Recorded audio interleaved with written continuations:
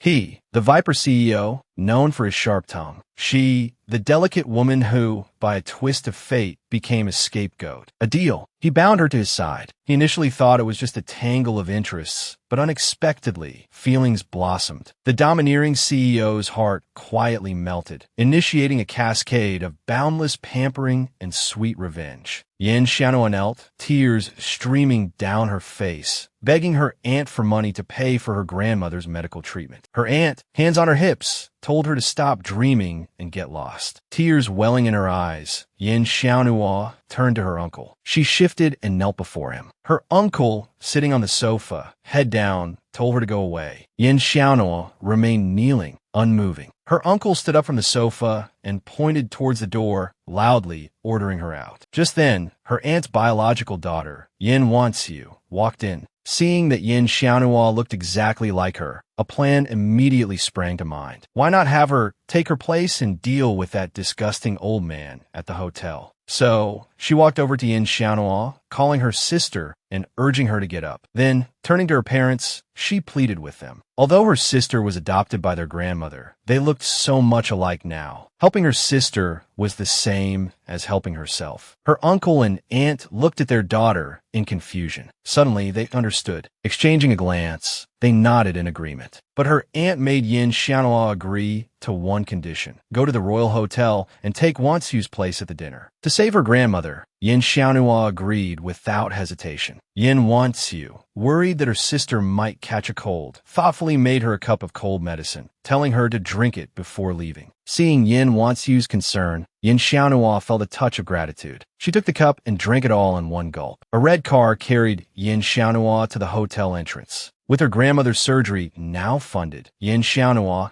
felt a surge of happiness. But she also felt hot. Touching her forehead, she felt feverish. She couldn't understand. She had just taken cold medicine. How could this be? Gazing at the hotel, Yin Xiaonuo marveled at its luxury. The driver handed her over to a butler named Wade. Wade informed her that the young master was already waiting in his room. Yin Xiaonuo was puzzled. Wasn't she here for a dinner? Why go to her room? Two bodyguards in sunglasses stood in the corridor leading to the room. Yin Xiaonuo sensed something was amiss. Just as she was about to flee, Wade, along with the two bodyguards, was already standing before her. One of the bodyguards grabbed her wrist. Wade ordered them to take her to the room to see the young master. Yin Xiaonuo was pushed into a room, the door slamming shut behind her. Terrified, she pounded on the door with her fists, demanding to be let out. A man's voice called out, "Yin wants you." A man stood by the room's floor-to-ceiling window. Turning around, it was Mo Shijue, the company CEO. Hearing someone call out, "Yin wants you," Yin Xiaonuo realized what was happening and answered as Yin wants you. Mo Shijue lifted her chin, saying he had been waiting for a long time. Yin Xiaonuo quickly explained that she was there for the dinner. A sneer played on Mo Shijue's lips. He leaned in close to her ear. Is this how one attends a dinner? Yin Xiaonuo finally understood. She had been set up by her uncle and his family. A wave of weakness washed over her. She began to suspect that the cold medicine Yin Wanxiu had given her was drugged. Unable to control herself, she reached out and clutched Mo Shijue's clothes. Mo Shijue also noticed her strange behavior, as if she had taken something. Could it be a ploy to seduce him? Mo Shijue picked Yin Xiaonuo up and threw her onto the bed. Looking at the woman on the bed, he thought, since she had gone to such lengths to seduce him, he might as well oblige. Cupping her face in his hands, he leaned in and kissed her. They became entangled. Dawn broke. Inside the room, Yin Xiaonuo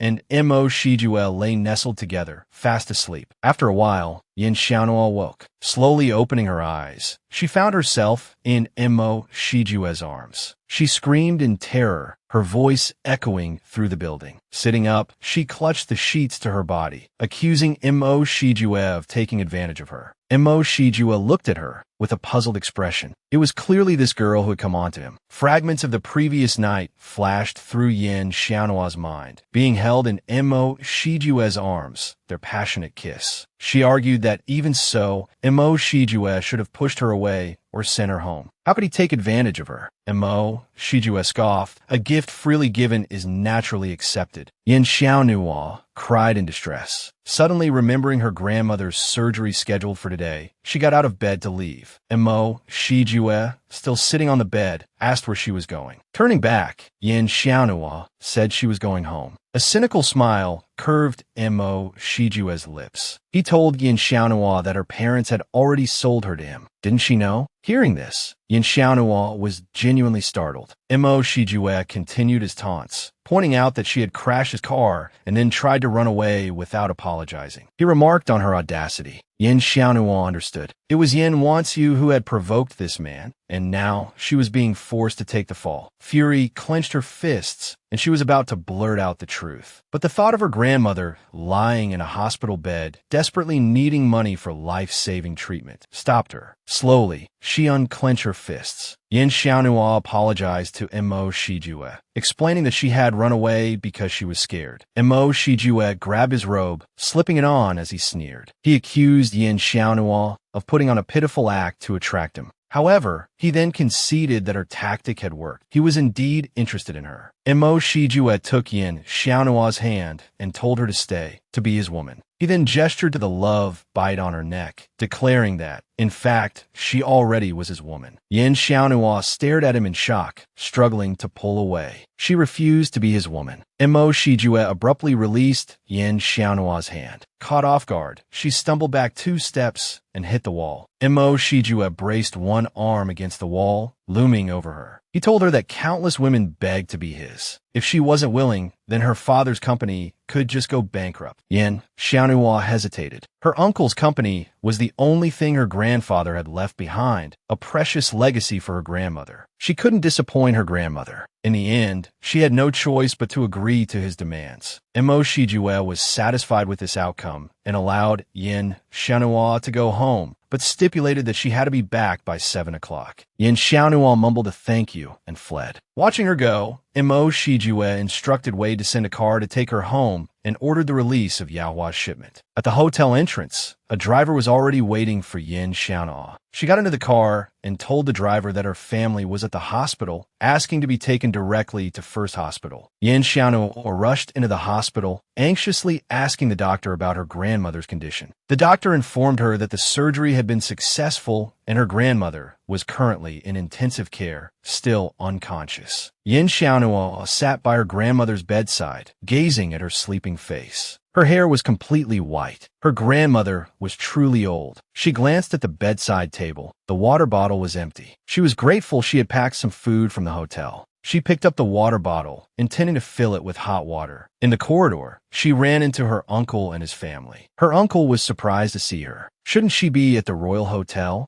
Yin Xiaonua retorted angrily that thanks to them, she wasn't dead yet. Yin Wanxiu asked sarcastically how her night had been. She added that Yin Xiaonua shouldn't blame her, but rather their grandmother for getting sick at such an inconvenient time. Yin Xiaonua clenched her fists, fury choking her words. Yin Wanxiu wore a smug expression, declaring that when she married into a wealthy family, she wouldn't forget her sister. Even if her sister had been ruined, she could still be married off. With that, the family turned to leave. Looking at this shameless family, Yin Xiaonua decided to fight back. She called out to Yin Wanxiu, asking if it was the man from last night who had left her uncle's family desperate. This stopped Yin Wanxiu in her tracks. Yin Xiaonua threatened them. If she told the man that she had been impersonating her sister, who knew what he would do in his rage. She also asked if it was only this morning that her uncle's shipment had been released. Yin Wanxiu's mother shrieked. Yin Xiaonua laid out her terms. They were to find a good caregiver for her grandmother. Otherwise, she would tell the man the truth. Yin Wanxiu's mother cursed and raised her hand to strike Yin Xiaonua, but her uncle stopped her. He declared that this matter absolutely could not be leaked and ordered his wife and daughter to find the best caregiver immediately. Yin Wanxiu clenched her fists and stormed off with her mother. Yin Xiaonua returned with the water and saw a caregiver already attending to her grandmother. Her grandmother, seeing her, asked where she had gotten the money for the surgery. Yin Xiaonua smiled and said she had borrowed it from her uncle and would pay it back by working. Her grandmother lovingly stroked her forehead, saying that Yin Xiaonua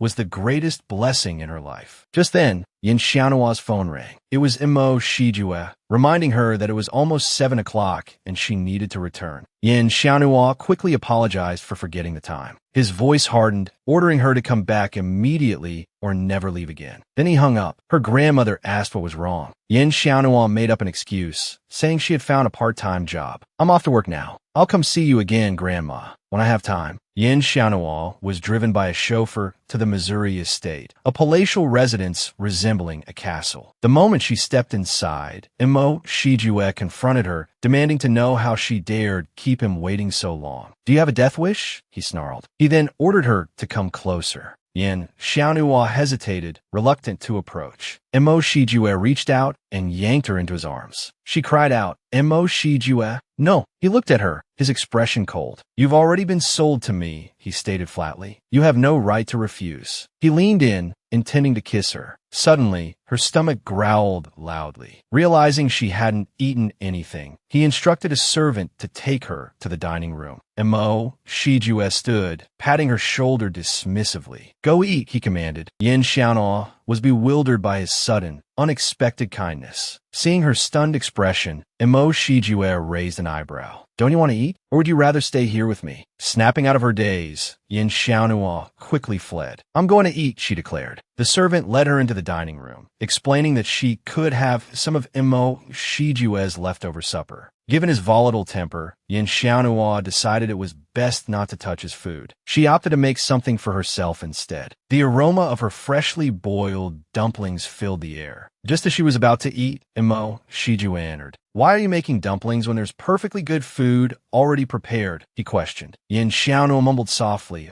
I didn't dare." Imo Shijue looked at her, a flicker of amusement in his eyes. He thought she was utterly naive. He sat at the table, his late-night meal, a sandwich, coffee, and other elegant fare laid out before him. He told her to eat quickly. Yin Xiaonua suggested they eat together, but noticing his persistent stare, she asked, "Do you want some dumplings?" Imo Shijue admitted he did, but instructed her to feed him. Yin Xiaonua complied, picking up a dumpling and placing it in his mouth. While claiming they were ordinary, Imo Shijue proceeded to take all of her dumplings. Yin Xiaonua felt a pang of regret. She had only managed to eat 3. He pushed his untouched supper toward her. "Eat this," he ordered, "and don't waste any of it." Yin Xiaonua thanked him. Full and exhausted, Yin Xiaonua collapsed onto the bed and closed her eyes. Watching her, a faint smile played on Imo Shijue's lips. He approached her bedside, his hand reaching out to caress her cheek. Yin Xiaonua opened her sleepy eyes. "It's late," she murmured. "We should sleep." "It's not that late," Imo Shijue countered, leaning in to whisper in her ear, "If you don't want to be hurt, be obedient." Soon, muffled sounds drifted from the room. The next morning in the dining room, Imo Shijue slammed a plate onto the floor in a fit of rage. "Can't even make decent dumplings," he roared, ordering Wei to bring Yin Xiaonua to him. Yin Xiaonua was brushing her teeth, still exhausted from a sleepless night. A servant rushed in, urging her to hurry. "Master Imo is furious." Yin Xiaonua hurried after the servant. She saw the shattered plate on the floor as soon as she entered. Wade instructed her to quickly make a plate of dumplings. "The master hasn't eaten yet." Confused, Yin Xiaonua wondered why she was being asked to cook when there were top-tier chefs available. As she hesitated, Imo Shijue barked, "Get to it." She quickly complied, preparing 3 plates of dumplings. Imo Shijue picked one up and took a bite. At that moment, Yin Xiaonua's stomach growled loudly. Imo Shijue gestured for her to sit and eat with him. Before she could eat more than a few, all 3 plates were empty. She marveled at his appetite. She had hoped to take some to her grandmother. "Imo Shijue,"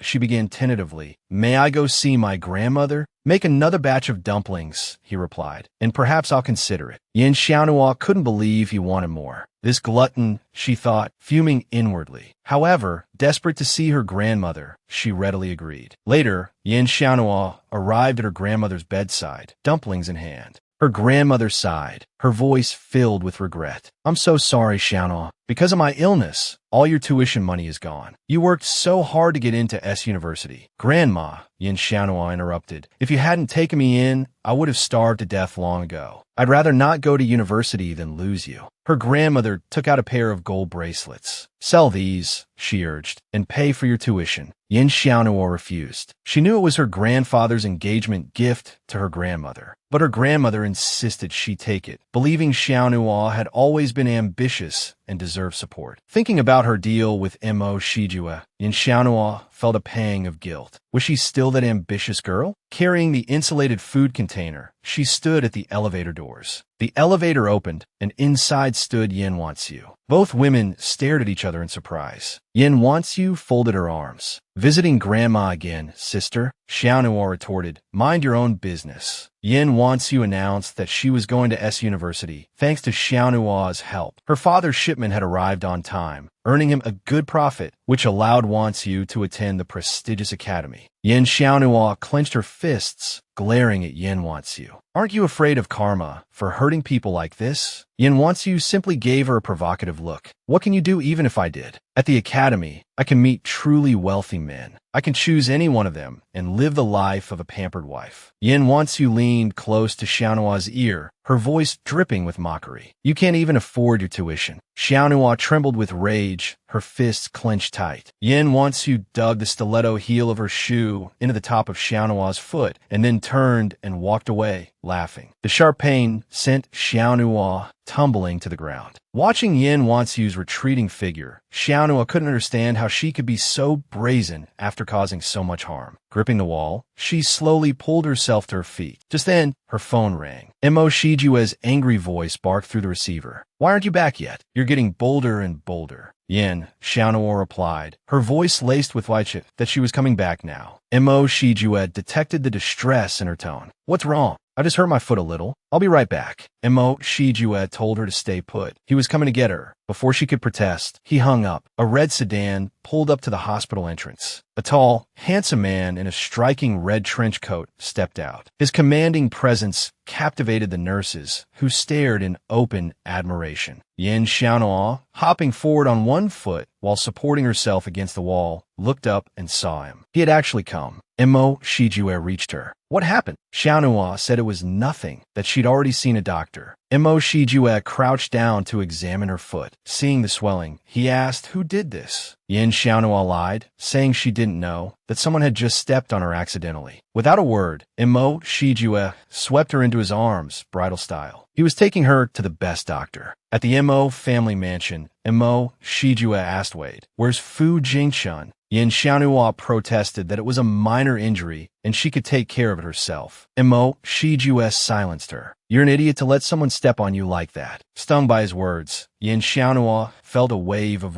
chick. Mo Shijue's tone softened slightly. Be more careful when you walk. Don't get hurt again. Just then, someone coughed discreetly. A doctor in a white coat and glasses approached. Who's injured? He asked as he walked. Why the urgent summons? Mo Shijue gestured towards Xiaonuo's foot. Jingchun, take a look at this. Yin Xiaonuo looked at the doctor curiously. Was this the best doctor? Fu Jingchun knelt down and gently probed her foot, then lifted it for closer inspection. Mo Shijue interjected. You can look, but don't touch. Embarrassed, Fu Jingchun complied. He disinfected and bandaged the injury. The top of her foot is injured, he told Mo Shijue. There are certain activities she should avoid. Mo Shijue told him to stop being long-winded. Fu Jingchun excused himself. Mo Shijue then crouched down again, cradling Xiaonuo's injured foot in his hands, one hand on her ankle, the other on her sole, rotating it gently. Yin Xiaonuo cried out in pain. What are you doing? Mo Shijue replied, improving your circulation. He looked at her tenderly. Is that better? Xiaonuo said it was much better. Mo Shijue suddenly asked about her schooling. Yin Xiaonuo explained that although she'd been accepted into S University's design program, it was no longer a possibility. Do you want to go to university? Mo Shijue asked. Yin Xiaonuo looked at him hopefully. Of course I do. If you really want to go, Mo Shijue said, it depends on how you behave. He then commanded her to kiss him. Yin Xiaonuo was taken aback. Hurry up, Mo Shijue urged. I don't want to say it again. Yin Xiaonhua lowered her eyes and exhaled softly. Mo Shijue leaned closer, his large hand gently covering hers. She turned, her face slowly approaching his. They were so close, she could feel his breath on her skin. Their fingers intertwined, a natural weave. The Missouri estate blazed with light against the night sky. In his study, Mo Shijue organized documents. Wade entered, carrying a bowl of tang yuan. He informed Mo Shijue that Yin Xiaonua's arrangements at S University were finalized. Mo Shijue instructed him to arrange a private car for Yin Xiaonua's commute, unwilling for her to stay in the student dormitories. Wade agreed and offered him the bowl of tang yuan. Mo Shijue took a single bite, then spat it out. He slammed the spoon onto the desk. The tang yuan was utterly distasteful. He demanded it be remade immediately. Wade bowed quickly, assuring him the kitchen would redo it at once. Mo Shijue then ordered the kitchen to prepare a nourishing meal for Yin Xiaonhua, something to properly replenish her strength. Wade inquired if he wanted Yin Xiaonhua to prepare the new batch of tang yuan. Montag siu glavet. Wade, are you trying to get yourself fired? Wade immediately apologized and hurried off to have the tang yuan remade. In Yin Xiaonua's room, a servant set out a steaming array of tonic soups and medicinal dishes, a truly lavish spread. The servant informed Yin Xiaonhua that these were specially prepared on the master's orders and urged her to eat while it was hot. Yin Xiaonhua took a sip of the tonic soup. The servant inquired about the taste. She replied that it was delicious. The servant brightened, explaining that last night, the master had flown into a rage over the unsatisfactory tang yuan. If Yin Xiaonhua hadn't liked the soup, the chef would have been dismissed. Hearing this, Yin Xiaonhua felt a flicker of confusion. Could it be that this man cared? Wandering the halls, she passed a room that looked like a study. Hoping to find some design books, she pushed open the door. The room was opulent. She searched but found no such books. Instead, her eyes fell upon a portrait of a beautiful woman. The woman in the painting was strikingly elegant and beautiful. In comparison, Yin Xiaonhua felt a pang of self-consciousness. Unconsciously, she reached out, wanting to touch the painted face. Suddenly, a voice cut through the silence. Mo Shijue, seemingly appearing out of nowhere, seized her wrist. "Who gave you permission to enter my study?" he demanded, his voice sharp. Seeing his anger, Yin Xiaonhua felt a prickle of fear. "I just wanted to find some books," she stammered, wondering what was so important about this painting that she couldn't even touch it. Mo Shijue's gaze swept across the study. He exhaled softly and retrieved a book from the shelf, handing it to her. "If you need any books in the future, tell Wade. Don't come in here yourself." Yin Xiaonhua murmured that it wasn't necessary. The book was thick enough to occupy her time. To her surprise, this only seemed to irritate him further. "Is that how you speak? Occupy your time?" he snapped, as if her words were a personal affront. Yin Xiaonhua, flustered, simply stated that she was bored, which was why she'd sought out a book. Mo Shijue took her honesty for defiance. He grabbed her arm. "If you're bored," he said, his voice tight, "I'll find you somewhere to stay." He pushed her into a small room. "Reflect on your behavior," he commanded before slamming the door shut. Yin Xiaonhua knelt on the floor, bewildered. She had simply entered the study. Why did he have to lock her up? She thought of her situation. This man was a stranger, yet she felt like a caged bird, a plaything for his amusement. Back in his study, Mo Shijue sat at his computer. The security cameras displayed Yin Xiaonua's distress. A strange restlessness stirred within him. He instructed Wade to take some food to her and ask if she had realized her mistake. Wade agreed and turned to leave, but Mo Shijue changed his mind and decided to go along. In the small room, Yin Xiaonua's stomach growled. Looking at the sealed windows and door, she wondered if she was going to die here. Then the door opened. Mo Shijue and Wade entered. "How are you finding your accommodations?" Mo Shijue asked. Yin Xiaonhua stood up and faced him. "Did you come to see if I'm dead yet?" Wade quickly interjected, explaining that if she apologized to the master, she could leave immediately. Yin Xiaonhua stubbornly refused. Mo Shijue clenched his fists and turned to leave. "Fine," he said coldly. "Let's see how long you can last." Wade followed him out, closing the door behind him. Alone again, Yin Xiaonua's tears fell, hot and heavy, onto the floor. Back in his study, Mo Shijue leaned back in his chair. Yin Xiaonua's defiant expression etched in his mind. Wade entered to inquire about the afternoon meeting. Mo Shijue waved a dismissive hand. "Those imbeciles can't handle anything without me," he muttered. Not going, Wade asked again, inquiring about what to do with Yin Xiaonua. Mo Shijue glared at Wade. "Do you want to be thrown out with the rest of those imbeciles?" Wade quickly assured him he didn't. On the table, the tablet displayed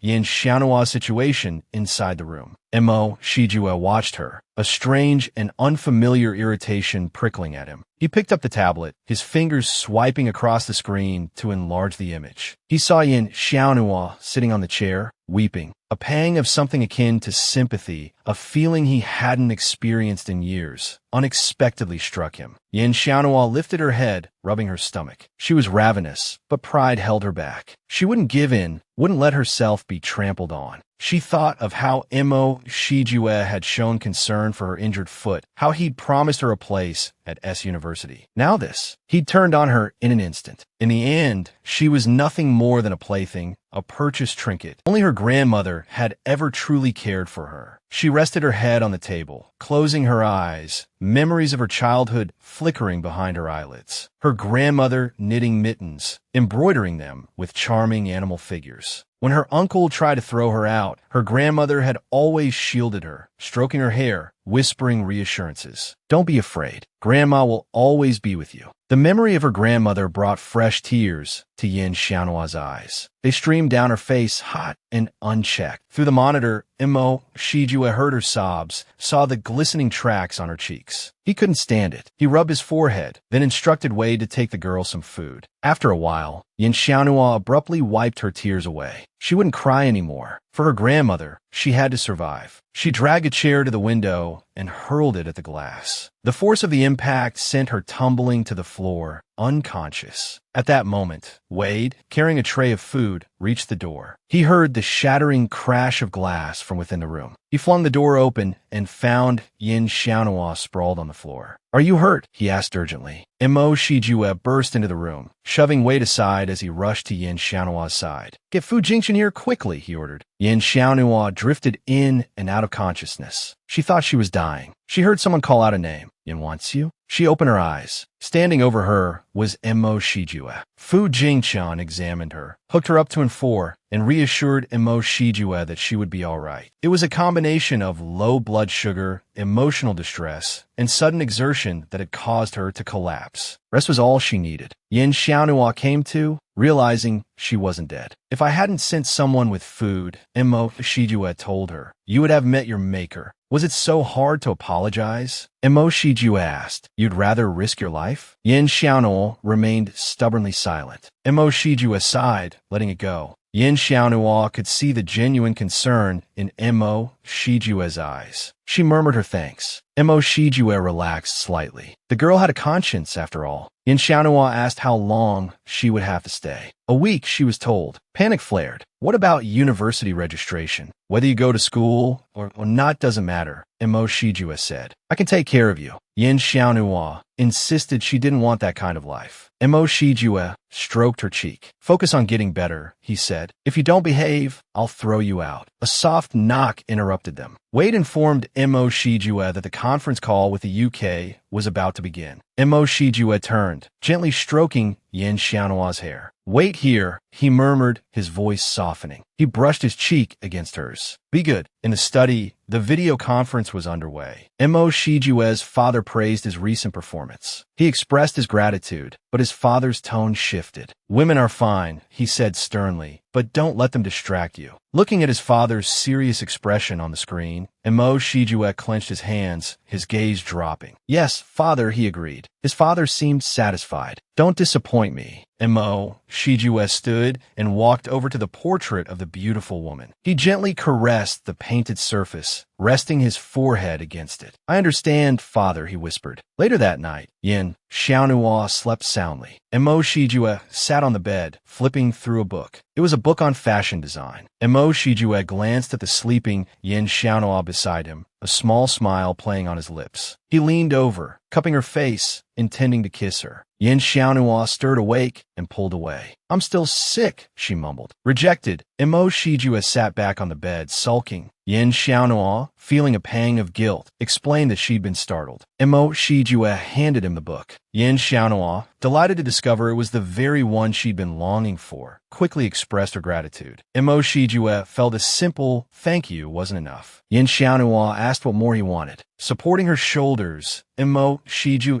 gently lowered her onto the bed. Leaning in, he gazed down at Yin Xiaonuo, asking if she was captivated by him. Yin Xiaonuo, eyes wide, replied that she was. Mo Shijue, pinching her lip, warned that liars get struck by lightning. Yin Xiaonuo swore by the light that she was telling the absolute truth. Mo Shijue brought his face close to hers, promising a reward. A voice suddenly interrupted. Such intimacy should wait until the body is fully recovered, don't you think? It was Fu Jingchun entering the room. Both Mo Shijue and Yin Xiaonuo quickly separated, embarrassed. Mo Shijue asked Fu Jingchun what he was doing there. Fu Jingchun explained he had come to change Yin Xiaonuo's bandages. Mo Shijue insisted on the best medicine, so she would heal quickly. Fu Jingchun, however, advised less fussing and more rest for a speedy recovery. After changing the bandages, he cautioned Yin Xiaonuo against getting them wet or engaging in strenuous activity. Yin Xiaonuo readily agreed. Once Fu Jingchun left, Yin Xiaonuo clutched her chest, relieved. That had been a close call. Mo Shijue leaned in, whispering against her ear that she should get well soon. Yin Xiaonuo agreed, silently praying he would leave. At the company, Mo Shijue worked with a serious expression. Wade, standing beside him, complimented him, saying how handsome Mo Shijue looked when he was focused on work. In reality, Mo Shijue was still annoyed about not getting a kiss from Yin Xiaonuo the day before. Reaching the company entrance, he wondered how she was doing. Suddenly, a woman embraced him from behind, asking him to stay. Mo Shijue turned to see a fashionable woman, but he didn't recognize her. Wade whispered that her name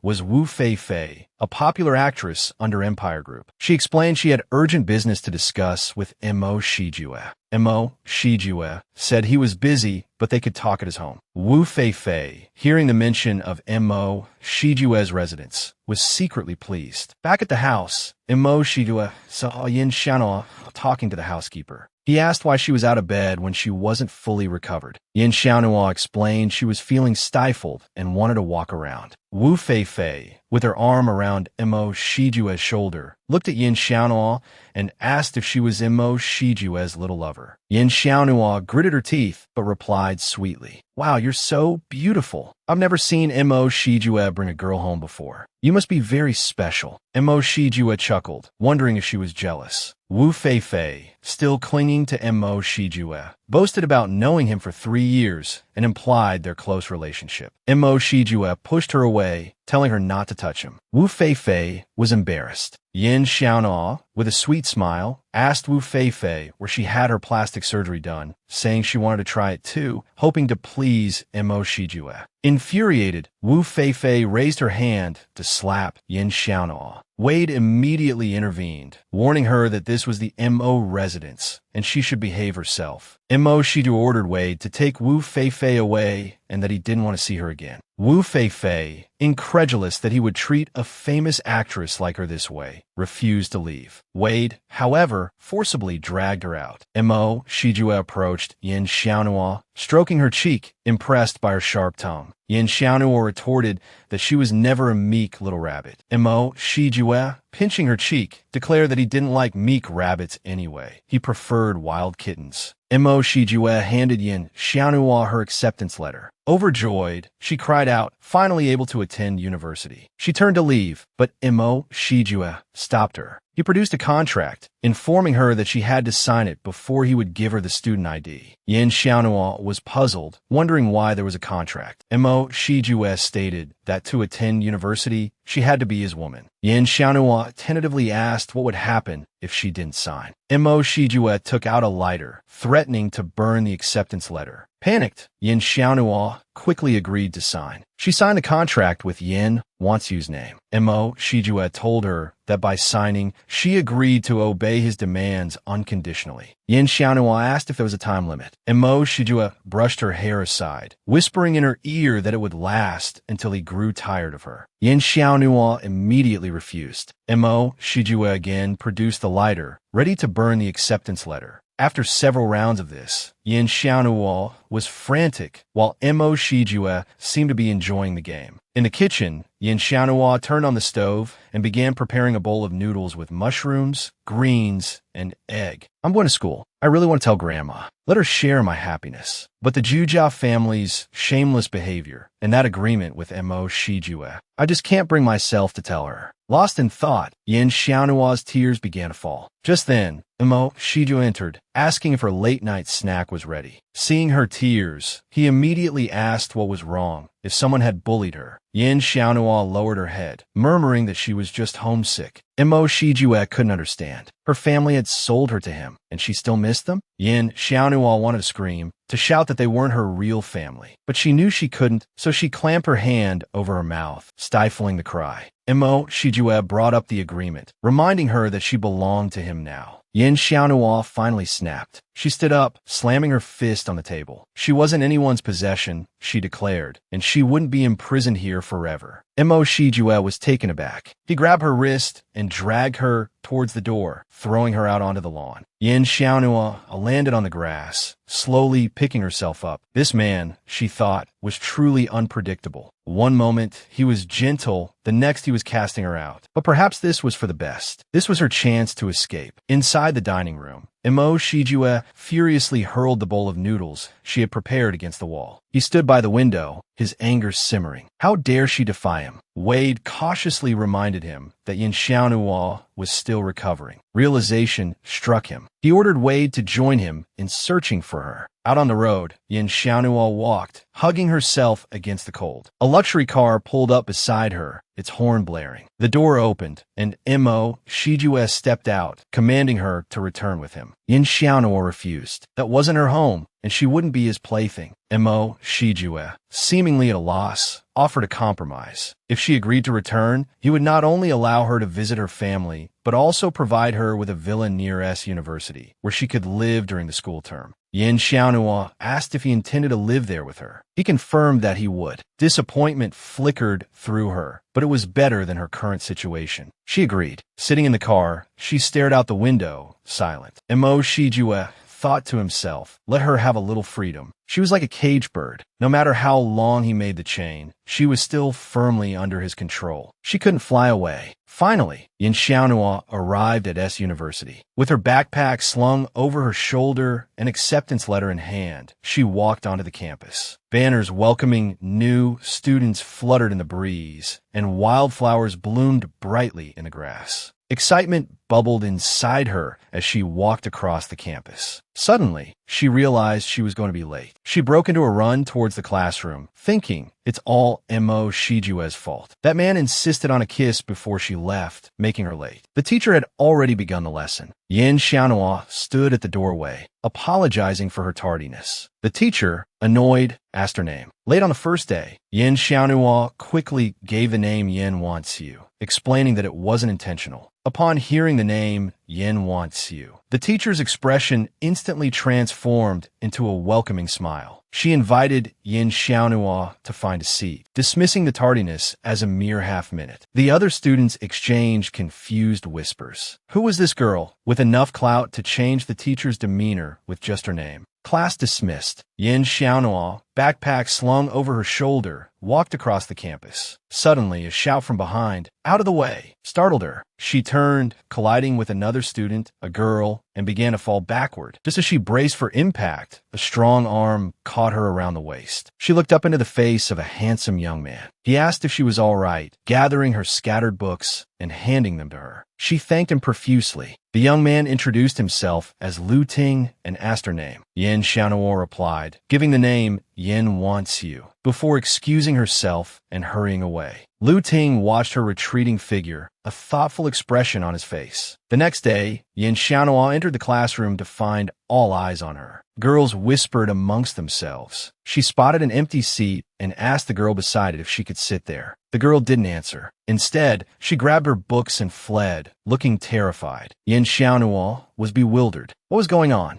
A girl with a high ponytail confronted her. "Did you flirt with Lu Ting yesterday?" she demanded. Lu Ting?" Yin Xiaonhua, search her memory. Was that the young man who had helped her? The girl pointed at Yin Xiaonhua, telling her to stay away from Lu Ting and never appear in front of him again. Yin Xiaonhua replied that she didn't even know Lu Ting. Seeing the girl's arrogance, she added, I doubt Lu Ting would let a girl with such sharp claws anywhere near him. Infuriated, the girl lunged forward, grabbing Yin Xiaonua's collar, ready to get physical. Suddenly, a sharp voice shouted, Stop! The girl turned to see Lu Ting himself. Lu Ting scolded the girl, Chun Tingting. Class is about to start. What will the teacher think if she sees this? Chun Tingting clenched her fists, turned back to Yin Xiaonhua with a threatening glare, and told her to just wait before storming off. Yin Xiaonhua thanked Lu Ting. They exchanged a few polite words before he turned and walked to the podium. He announced to the class, Tomorrow night at 7 p.m., there will be a freshman mixer at the Jianshan Courtyard Hotel. I hope everyone can attend. Chun Tingting immediately shot her hand up, inviting Lu Ting to the dance. He apologized, explaining that he already had a date in mind. Chun Tingting was disappointed. She was also a little indignant. Yin Xiaonhua, hearing about the dance, wanted to go, but worried that Imo Shijua wouldn't allow it. Lu Ting called out to Yin Xiaonhua. He brought up the mixer the following night, somewhat shyly asking her if she would be his date. Hearing Lu Ting's question, Yin Xiaonhua immediately pictured Imo Shijue's furious face. She broke out in a cold sweat. She politely declined Lu Ting's invitation, telling him she wasn't sure she would even attend. Lu Ting was visibly disappointed, but asked her to let him know if she changed her mind. Yin Xiaonhua just smiled, figuring there must be plenty of people vying to be Lu Ting's date. Not wanting to get caught in the crossfire, she quickly excused herself. Lu Ting, taken aback by the swift rejection, wanted to say more, but she was already gone. By the time Yin Xiaonhua returned to the villa, it was already dark. Imo Shijue demanded to know why she was so late. She was drenched in a cold sweat, but to her surprise, he didn't continue his tirade. Instead, he took her hand and led her inside. It turned out he had Wade prepare a stunning, elaborate gown for her. Seeing the magnificent dress, she was speechless, gasping at its beauty. Imo Shijue embraced Yin Xiaonhua from behind, asking if she needed him to accompany her to the freshman dance the following night. Yin Xiaonhua broke out in a cold sweat. She hadn't realized he already knew about the dance. But if she went with him, their relationship would inevitably be exposed, and she would be thrown into the center of a scandal. She made an excuse, saying she just wanted to observe, and that these kinds of dances weren't really her thing. As if he could read her mind, he guessed she was refusing because she feared their relationship being revealed. Even so, he agreed to let her attend the dance alone, granting her a measure of freedom. This good news felt like the cage door of her gilded life had swung open. But in the next breath, Imo Shijue informed her that this freedom came at a price. He asked her to put on the gown and dance with him. In less than 2.5 minutes, she had changed into the dress, but she felt she didn't deserve such a magnificent garment. Imo Shijue, however, was thoroughly pleased with her appearance. He immediately dismissed her self-deprecating remarks and pulled her close, telling her she would be the most beautiful woman at the dance. The next day at school, Yin Xiaonhua discovered several pages had been ripped from her notebook. She hadn't expected someone to antagonize her so soon, and she didn't even know who it was. Seeing Yin Xiaonua's reaction, Chun Tingting smirked from a distance. One moment she was gloating over her malicious act. The next, Yin Xiaonhua confronted her. Yin Xiaonhua held out her hand, demanding Chun Tingting return her pages. She wasn't afraid. She warned Chun Tingting not to get carried away, just because Lu Ting had invited her to the dance. Chun Tingting retorted that it had nothing to do with Lu Ting. She told Yin Xiaonhua to give her back her book. She then taunted Yin Xiaonhua,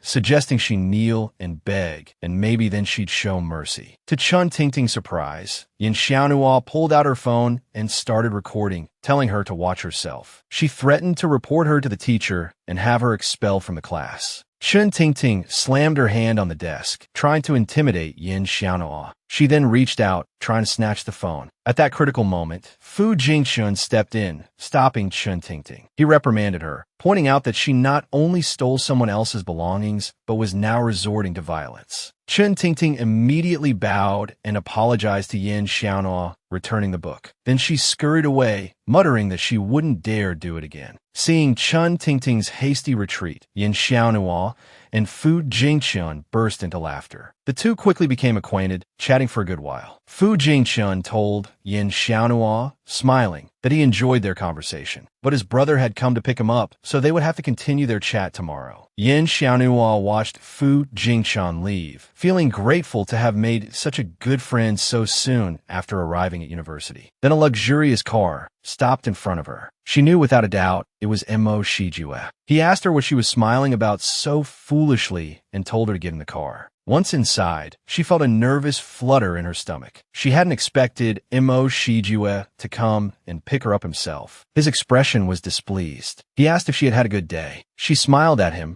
and told him about her new friend. He immediately asked if the friend was male or female. She was taken aback by the question, wondering what his motive was. He suddenly scooped her up into his arms, declaring that if it was a male, the friend would permanently disappear. If female, he'd have to investigate her sexual orientation. After confirming Fu Jingchun's heterosexuality, Mo Shijue gave his permission for Yin Xiaonhua to continue the friendship. Yin Xiaonhua sighed inwardly. Her own sexual orientation was perfectly normal too. Mo Shijue sat on the sofa, complaining about how long Yin Xiaonhua was taking to prepare dinner. Exasperated, she retorted that he had dismissed the cook. Of course it would take time to cook alone. He suddenly started walking towards her. She wondered what he was up to now. The next moment, he had swept her up into his arms again, saying he wanted to observe her cooking process. Under Mo Shijue's watchful gaze, even chopping a carrot became a self-conscious act. She reached up to open the overhead cupboard, but couldn't quite reach. Mo Shijue came over and asked what she was looking for, leaning in close to help. She became flustered, stammering that she needed salt. He, however, had clearly never set foot in a kitchen. He couldn't even tell the difference between salt and sugar. After picking up the sugar, he then mistakenly grabbed the MSG, wondering aloud what the difference was between all these seasonings.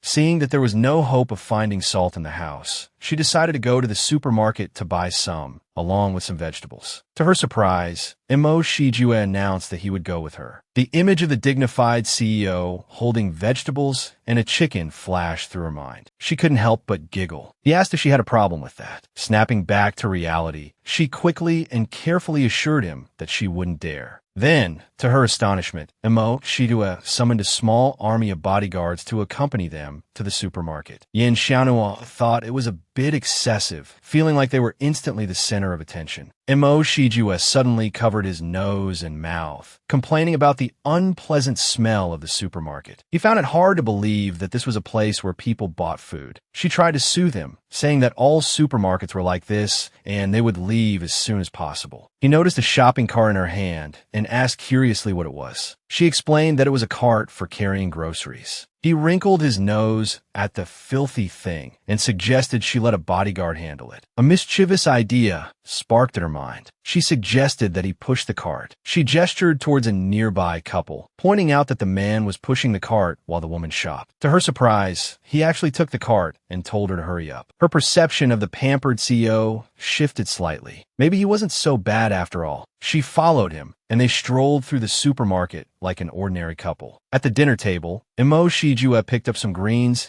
and asked Yin Xiaonhua if it was cilantro. Speechless, she told him it was celery. Then he picked up some chives and asked if it was grass. She corrected him again, explaining that it was chives. Wade, their assistant, looked on with a mixture of amusement and despair. If Mo Shijue ever left, they'd probably all starve. Finally, the night of the dance arrived. Yin Xiaonhua, having never been to a ball before, felt a knot of nervousness in her stomach. Suddenly, Lu Ting called out to her. He was surprised she had actually come. He complimented her appearance and reiterated his invitation to dance. She hesitated, unsure how to politely refuse when Fu Jingchun called out to her, waving her over and suggesting they enter together. Grateful for the timely rescue, she was able to decline Lu Ting's invitation with much less awkwardness. Fu Jingchun, glancing at the gown he wore, recognized it instantly. It was a museum piece worth hundreds of millions. The sheer value of the garment, enough to stun him for 2.5 years, left him speechless. He stammered an explanation to Fu Jingchun, claiming he'd borrowed the gown. Suddenly, someone called out his name, but despite looking around, he couldn't see see anyone. It was the real Yin Wants You. She sneered, accusing him of wearing a fake and shamelessly trying to climb the social ladder by associating with the wealthy. Fu Jingqian immediately jumped to his defense, vouching for the gown's authenticity, only to be stunned into silence when he noticed the two shared the exact same face. Yin Xiaonhua explained that Yin Wants You was her cousin, and that they simply looked alike. Fu Jingqian, even more annoyed, retorted that Yin Wants You wasn't just mean-spirited, she was also blind to the obvious, accusing her of finding fault where there was none. Yin Wants You pointed at Yin Xiaonhua, insisting the gown was a cheap knockoff, claiming she could only afford things from street stalls. Lu Ting immediately stepped in, confirming the gown's authenticity, explaining that he had lent it to Yin Xiaonhua. One moment, Yin Wants You was questioning the truth of his words. The next, she realized it was Lu Ting speaking. She glared at Yin Xiaonhua, realizing her cousin was more resourceful than she'd thought. Seeing that Lu Ting was backing Yin Xiaonhua and knowing she wouldn't gain anything from further confrontation, she stormed off in a huff. Fu Jingqian, immediately intrigued, couldn't believe Lu Ting would lend such an expensive gown to Yin Xiaonhua.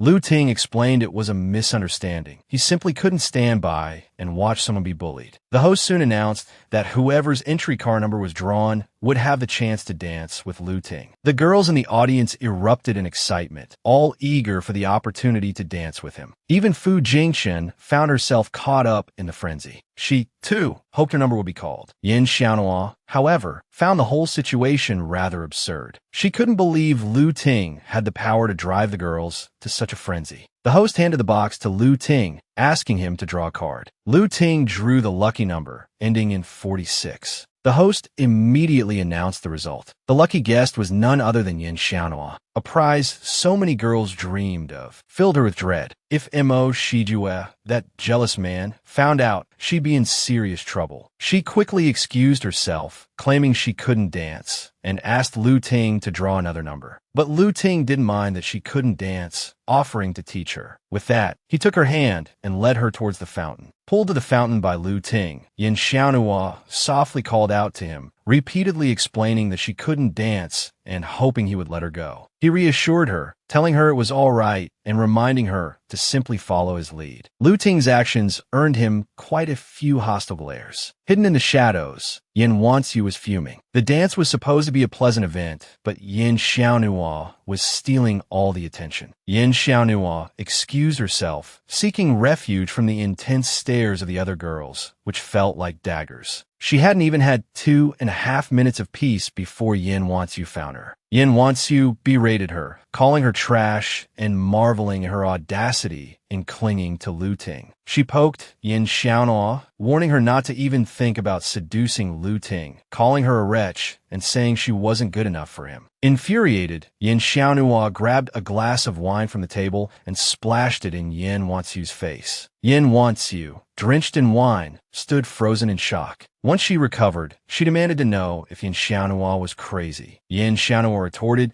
that it was Yin Wants You who was crazy, obsessed with marrying into wealth and trying to snag every rich young man she could, treating other girls as rivals. She was a complete lunatic. With that, Yin Xiaonhua walked away, leaving Yin Wants You to cool off, literally. Yin Wants You cursed, calling Yin Xiaonhua a bitch, and tried to grab her, but 2 bodyguards suddenly appeared, blocking her path. Defeated, Yin Wants You gave up, spitting out a final threat before leaving. Yin Xiaonhua, bewildered by the appearance of the 2 bodyguards, asked who they were. They bowed, explaining they were there on Mo Shijue's orders to protect her. Touched by Mo Shijue's concern for her safety, she blushed. Back at the villa, she was about to head to her room to rest, when she heard a woman's voice inside. Instantly on alert, she heard Mo Shijue on the phone, saying he was going to pick up the woman he was speaking to. Their voices dripped with intimacy. Mo Shijue even murmured some flirtatious words in return. Hearing this, Yin Xiaonua's face darkened considerably. She hadn't expected Mo Shijue to actually have a girlfriend. Disappointed by the revelation, Yin Xiaonhua sighed. Just then, arms wrapped around her from behind, her heart skipping a beat. The person whispered in her ear, and she responded with a cool detachment. Mo Shijue's breath warmed her ear as he tried to initiate intimacy. Uninterested, she pulled away. Sensing her low spirits, he asked what was wrong. Feigning tiredness, she excused herself, saying she needed to rest early for a visit to her grandmother the next day. He didn't press the matter further, kissing her forehead softly before letting her go to sleep. Although Yin Xiaonhua hadn't revealed anything, Mo Shijue felt that something wasn't right. The next day, after visiting her grandmother in the hospital, Yin Xiaonhua was surprised to learn that her grandmother was being discharged. The news startled her. Her grandmother wasn't well enough to leave, surely? Her grandmother simply sighed, offering no explanation. Turning to Nurse Liu, Yin Xiaonhua sought clarification. Nurse Liu sighed, revealing that Yin Xiaonua's uncle had visited the day before. From Nurse Liu, she learned that her uncle's business was struggling and he intended to mortgage their ancestral land. Yin Xiaonhua was appalled by her uncle's shamelessness. Her grandmother had refused to allow the mortgage, and in retaliation, her uncle had stopped paying for her medical expenses. Yin Xiaonhua realized they couldn't give up the land and had to find a way to raise the money. Assuring Nurse Liu that she would take care of the medical bills, Yin Xiaonhua returned to the villa, pacing restlessly. She wrestled with the idea of borrowing money from Mo Shijue, but the memory of his intimate phone call made her hesitate. Suddenly, Fu Jingchen called, inviting her to participate in a design competition. She immediately opened her laptop to register. The prize money was substantial, 80,000 for first place and 20,000 for second. This could solve her immediate problem. If she won, her grandmother's medical bills would be covered. Her relief was short-lived. A system notification popped up. Her registration had been deleted, her spot revoked. Confused, Yin Xiaonhua wondered why her application had been removed. Then Yin Wanxiu called, her voice dripping with malice, asking how it felt to be rejected. Yin Xiaonhua realized her cousin was behind it all. She demanded to know Yin Wanxiu's motive. Unashamed, Yin Wanxiu admitted she wanted Yin Xiaonhua to convince their grandmother to give up the land. Furious, Yin Xiaonhua refused to cooperate. Yin Wanxiu issued a chilling ultimatum: the land or her grandmother's well-being. The choice was hers. Yin Xiaonua's hopes of winning the competition and paying for her grandmother's medical care were dashed. She felt lost and uncertain. At school, Fu Jingchen asked about her registration. She explained about the system error and failed application. He informed her that the competition was jointly sponsored by the Empire Group and the Lu Corporation. Re-registering would require contacting them directly. The mention of the Empire Group brought Mo Shijue to mind, but he had a girlfriend. Desperate, she decided to call him anyway. Only a dial tone answered. Mo Shijue didn't pick up. Fu Jingchen suddenly remembered someone who could help. He grabbed Yin Xiaonua's hand, leading her towards the broadcasting room where they found Lu Ting. Upon seeing Lu Ting, Fu Jingchen practically yelled for her to save them. Confused, Lu Ting asked what was going on. Yin Xiaonhua explained about the design competition and the missing qualification. Lu Ting instantly understood. It was time to leverage her connections. She planned to talk to her father, who might be able to pull some strings. Relieved by Lu Ting's willingness to help, Fu Jingchen told Yin Xiaonhua to go home and wait for good news. Back at the villa, worried that her grandmother couldn't wait much longer, Yin Xiaonhua started looking for part-time jobs. Just then, Mo Shijue appeared unexpectedly. As she turned, he caught her off guard, his lips pressing against hers. A blush crept up her cheeks. He inwardly grumbled about Mo Shijue's overbearing and domineering nature, yet he couldn't help but find himself succumbing to it. Mo Shijue assumed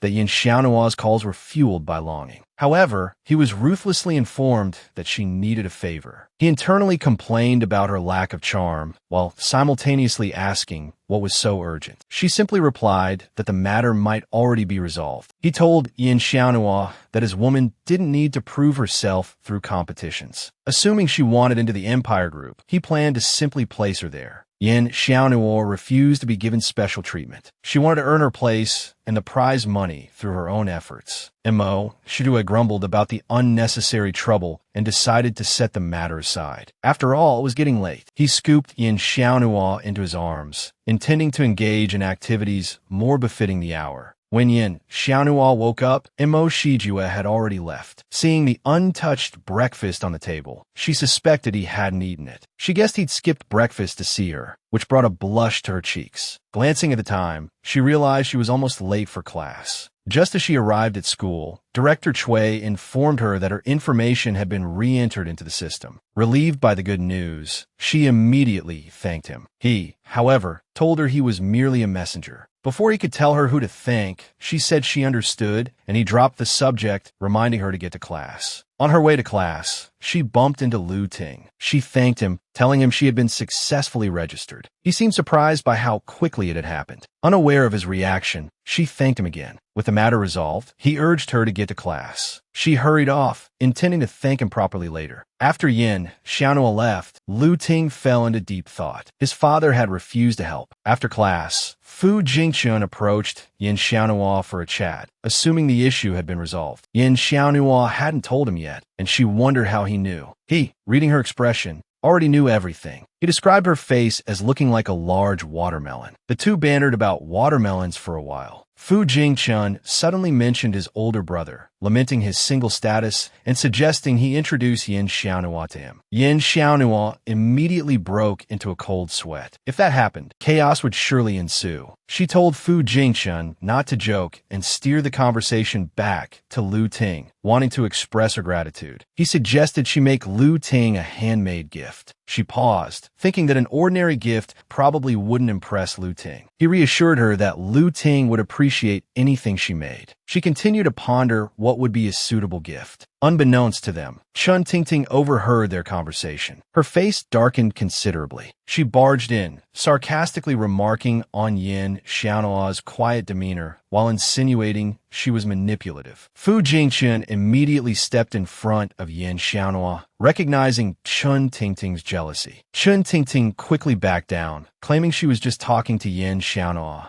Yin Xiaonuo retorted that she only smelled something foul and asked if Chun Tingting had an upset stomach. Fu Jingchun, playing along, produced a bottle of medicine, claiming it was specifically for diarrhea and flatulence. Chen Tingting, fuming but Bu Ganyan, felt bullied. Yin Xiaonuo, taking Fu Jingchun's arm, prepared to leave, unwilling to waste any more time. Unexpectedly, Chun Tingting called out, accusing her of using underhanded tactics. Yin Xiaonuo stopped and demanded Chun Tingting repeat what she had just said. Chun Tingting stammered, accusing her of being manipulative and insinuating she hadn't even had a meal with Lu Ting. Suddenly, Lu Ting appeared, inviting Yin Xiaonuo to dinner, stunning Chun Tingting. Lu Ting explained that this was his first time asking a girl out and apologized if it seemed abrupt. Fu Jingchun, relishing Chun Tingting's humiliation, advised her against jumping to conclusions. Chun Tingting stormed off, warning them to just wait. Fu Jingchun, also making an excuse to leave, created an opportunity for them to be alone. Yin Xiaonuo, slightly embarrassed, told Lu Ting he hadn't yet figured out how to thank Lu Ting when Lu Ting suggested they have dinner together, even asking what he liked to eat. They quickly agreed to meet at St. Landis, with Lu Ting saying he'd pick him up at 5 o'clock. Unexpectedly, just then, Yin Xiaonuo received a call from Mo Shijue.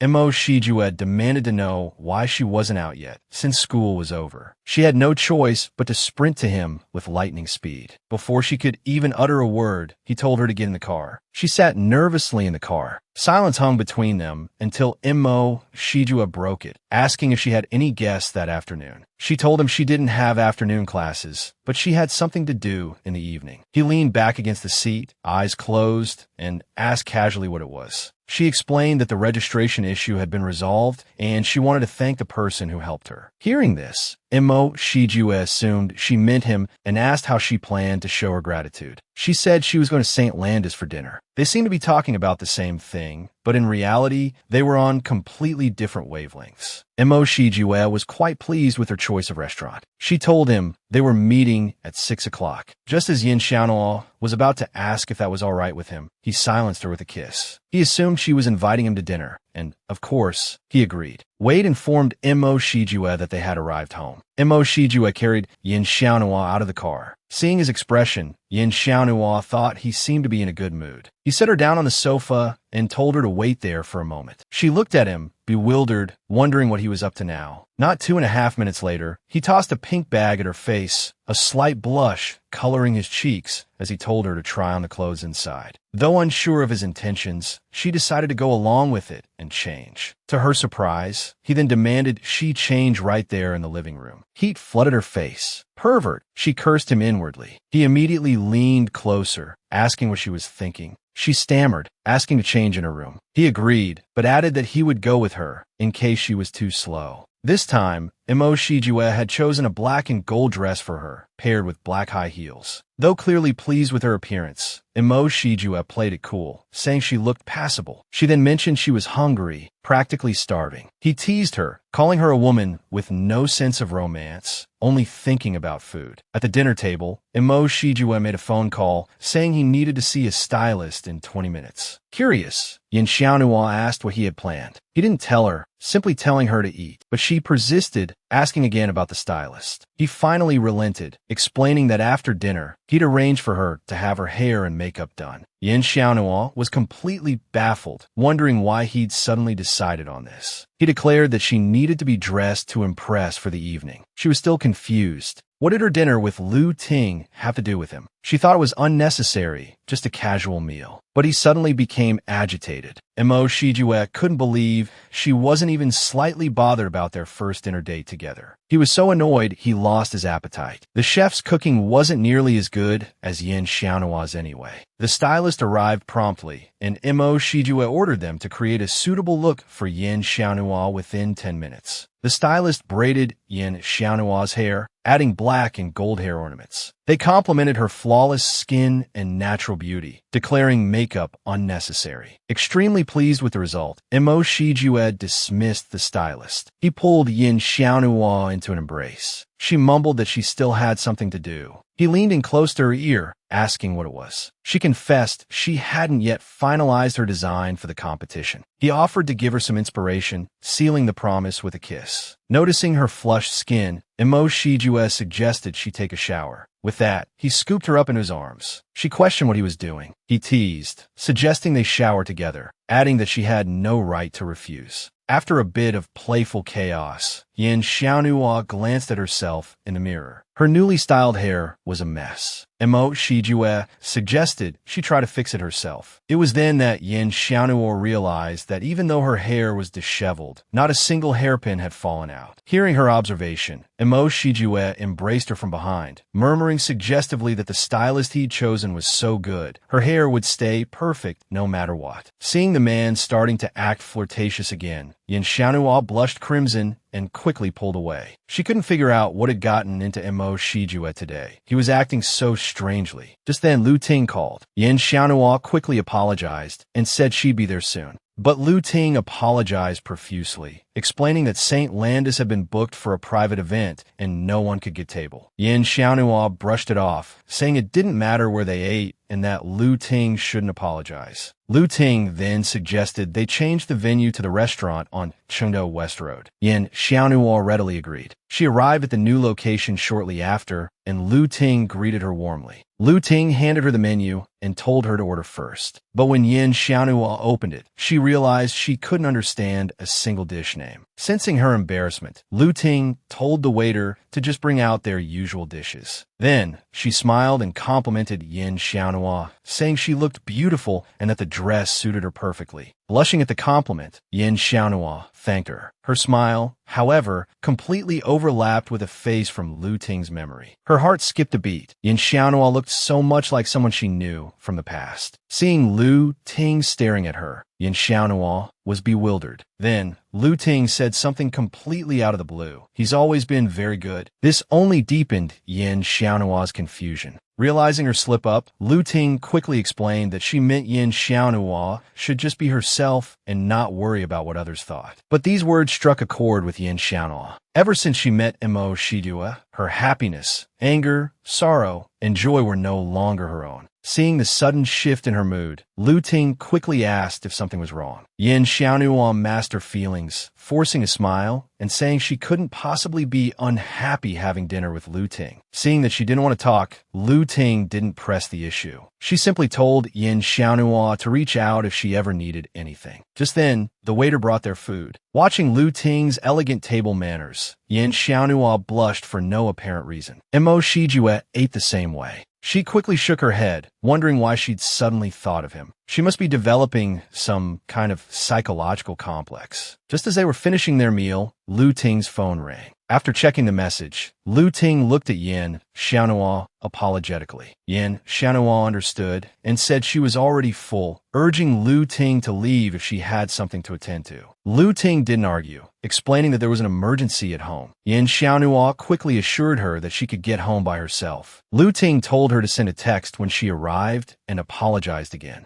After watching Lu Ting leave, Yin Xiaonuo decided to send a quick text to Mo Shijue. He'd definitely be angry if she was late. However, when she pulled out her phone, she realized it had died. It seemed she'd have to take a taxi and explain to him later. Just then, a nearby woman told her that the roads in the area were closed and no cars were getting through. Hearing this news, Yin Xiaonuo was completely dumbfounded. She had no idea how she was going to explain this to Mo Shijue. Distressed, Yin Xiaonuo stood there, lost in thought. Seeing her predicament, the woman kindly offered her phone so she could call home. Unfortunately, Yin Xiaonuo couldn't remember Mo Shijue's number. The woman then suggested she put her SIM card into the phone. Yin Xiaonuo thanked her profusely and switched her SIM card into the woman's phone. She took a deep breath. However, the moment she opened her eyes, she was stunned by what she saw on the screen. There were over 500 missed calls and 400 unread messages. She clicked to view them, and sure enough, they were all from Mo Shijue. The messages ranged from worried to furious. Yin Xiaonuo felt her face flush. She hadn't expected him to be so concerned. Just then, his phone call came in again. The moment she answered, she was met with a deafening roar of questions that nearly scared her out of her wits. She quickly explained that the roads were closed and she couldn't get back yet. Hearing this, Mo Shijue didn't say much, just coldly told him to wait and hung up. Yin Xiaonuo was completely baffled by the other person's behavior. Guessing that the other person might have something else to do, she decided to go back first. She returned the phone to the woman and thanked her sincerely. The woman told her not to mention it and, with a gossipy air, asked if she had been talking to her boyfriend, clearly showing concern. Yin Xiaonuo nearly jumped out of her skin, blushing furiously as she vehemently denied it. Just then, she suddenly heard Mo Shijue's voice. Seeing him appear, Yin Xiaonuo was shocked. Mo Shijue was clearly in a bad mood. With a curt order for her to get in the car, he turned and walked away. Watching the two drive off together, the woman sighed wistfully, murmuring about how wonderful it was to be young, silently shipping the pair. In the car, Mo Shijue grumbled about how Yin Xiaonuo had made him search all over for her. Yin Xiaonuo, knowing she was in the wrong, quickly tried to appease him, attempting to explain. But looking at the woman who dared to stand him up, Mo Shijue felt a murderous urge. Yin Xiaonuo was stunned. She couldn't understand when she had stood him up. Seeing her confusion, Mo Shijue grew even angrier. He had helped her get her qualification form and even booked the entire St. Landis restaurant, but she had disappeared. Hearing that he had retrieved her qualification form, Yin Xiaonuo was even more bewildered. So Mo Shijue knew. He had gotten the form himself because she didn't want to be accused of using connections. Now Yin Xiaonuo understood why he had been in such a good mood earlier. He had secretly helped her, and she had completely misinterpreted it. Just then, Wade asked Mo Shijue with a smile if, now that he had found Yin Xiaonuo, the roads could be reopened. Yin Xiaonuo was astonished. The road closures had been the CEO's doing, all to find her. Mo Shijue stepped closer, gripping her chin, demanding a reasonable explanation. Yin Xiaonuo stammered out an apology. He leaned in close to her ear, whispering that she didn't need to apologize. The gesture sent a blush creeping up Yin Xiaonuo's neck again. She quickly promised to have dinner with him tomorrow, but before she could finish, a sudden, sharp pain made her face pale. Gasping, she wondered why her stomach suddenly hurt so much. Then her consciousness began to fade. In the moment before her eyes closed, she saw the panic on Mo Shijue's face. He held her unconscious form, beads of sweat forming on his forehead. He barked at Wade to call Fu Jingchun, demanding he arrive within 5 minutes. The next morning, Yin Xiaonuo woke to sunlight streaming through the window. Looking around, she only remembered the stomach pain before losing consciousness. She sat up weakly, asking Imo Shijue, who was by her bedside, how long she had been asleep. Learning that he had stayed by her side all night, she was stunned. He offered her a bowl of medicine, his expression unreadable, telling her to drink it before anything else. Yin Xiaonuo was puzzled. Suddenly, she remembered that Imo Shijue never used protection. Putting 2 and 2 together with the medicine, she suspected she was pregnant. The thought sent a shiver of cold fear down her spine. Seeing the change in her expression, Imo Shijue sighed. He couldn't believe she was so clueless she didn't even remember her own period. Hearing that she wasn't pregnant, Yin Xiaonuo breathed a sigh of relief. She realized she had overthought things. But looking at the medicine in her hand, she hesitated. It looked incredibly bitter. Seeing her staring blankly at it, Imo Shijue lost his patience. He snatched the pill from her. He popped it into his own mouth, then, cupping her head, transferred the medicine to her mouth with a kiss. Yin Xiaonuo was dumbfounded, her eyes wide. She quickly pushed him away. Blushing, she looked down, realizing the medicine didn't seem so bitter after all. Imo Shijue, however, complained about the taste, muttering about Fu Jingchun being a quack. He then urged her to brush her teeth. Suddenly, Yin Xiaonuo remembered the candy in her bag. She quickly pulled one out and offered it to him. Seeing Imo Shijue's puzzled expression,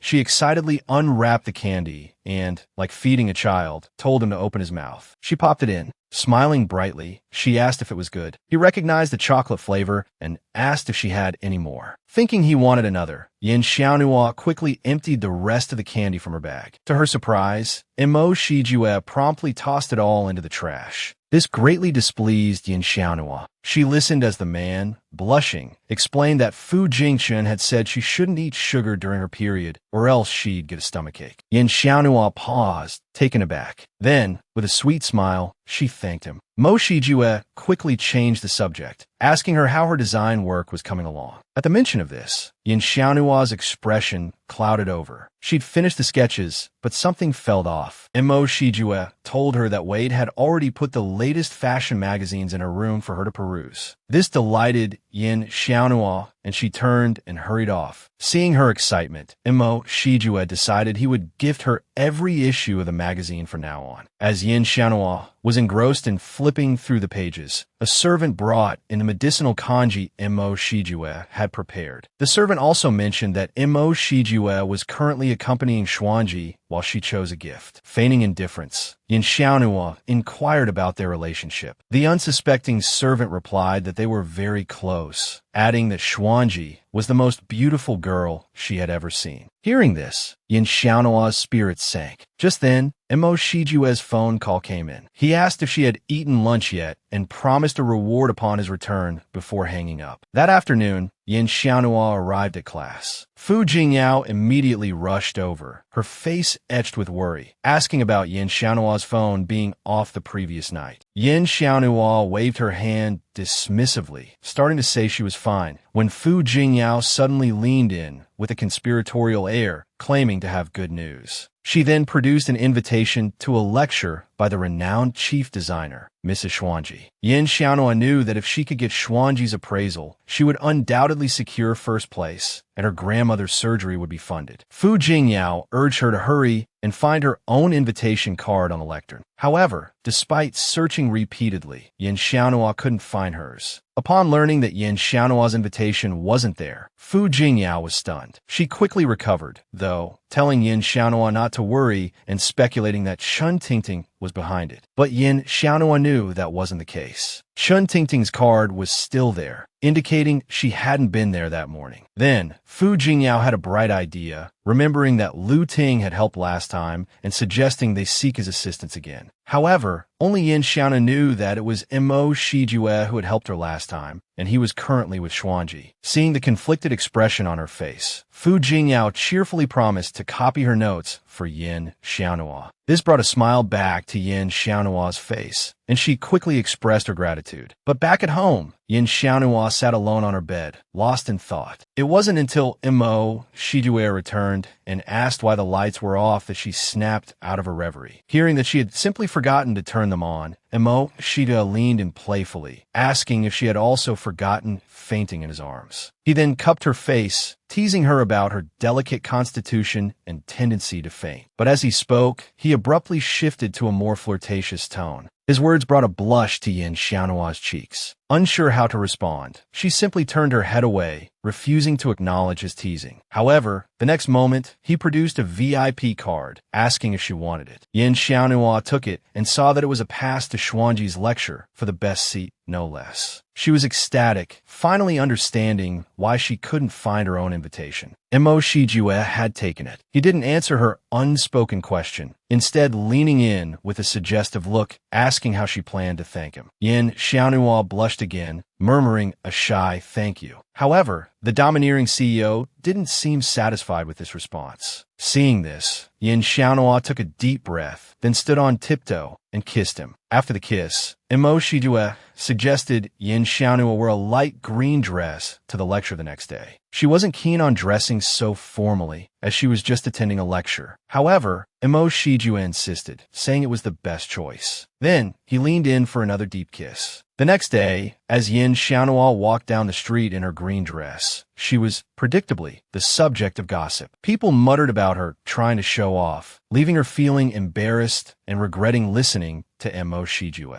Just then, Fu Jingyao appeared behind her, startling her with a cheerful question about whether she had found her invitation. Yin Xiaonua, still recovering from the surprise, told her that she had asked a friend for help with the invitation. Impressed that she knew someone so influential, Fu Jingyao immediately pressed her to introduce them. Yin Xiaonua quickly changed the subject. Upon arriving at the classroom, she once again, inevitably, became the center of attention. Her attire and prominent front row seat were the subject of much whispering and speculation among her classmates. Yin Xiaonua, acutely aware of their stares, squirmed with embarrassment. Just then, a striking woman stepped onto the podium, her voice warm as she thanked everyone for attending. At the sound of her voice, Yin Xiaonua snapped to attention. She knew, standing before her, was the renowned designer, Xuanji, whom she had long admired. The lecture quickly moved into a Q&A session, and as her classmates eagerly raised their hands, Xuanji announced that someone in the audience had particularly caught her eye, and she would only answer that person's questions. Then, she pointed directly at Yin Xiaonua, the girl in the green dress. The unexpected attention left Yin Xiaonua stunned, barely able to believe her ears. Xuanji explained that, as a designer, one's thinking should never be constrained. She admired Yin Xiaonua's boldness in wearing a dress to the lecture. It was then that Yin Xiaonua finally understood why Mo Shijue had insisted on choosing that particular dress for her. Emboldened, Yin Xiaonua asked Xuanji to critique her design, a request the designer readily accepted, inviting her to the lounge. At that moment, a ripple of commotion went through the classroom. Mo Shijue was emerging from the back row. Amidst a chorus of gasps, he calmly addressed Xuanji, praising her insightful lecture. Xuanji, smiling, invited him to join them in their discussion. Meanwhile, Yin Xiaonua shrank in her seat, desperately trying to minimize her presence and pretend she didn't know Mo Shijue.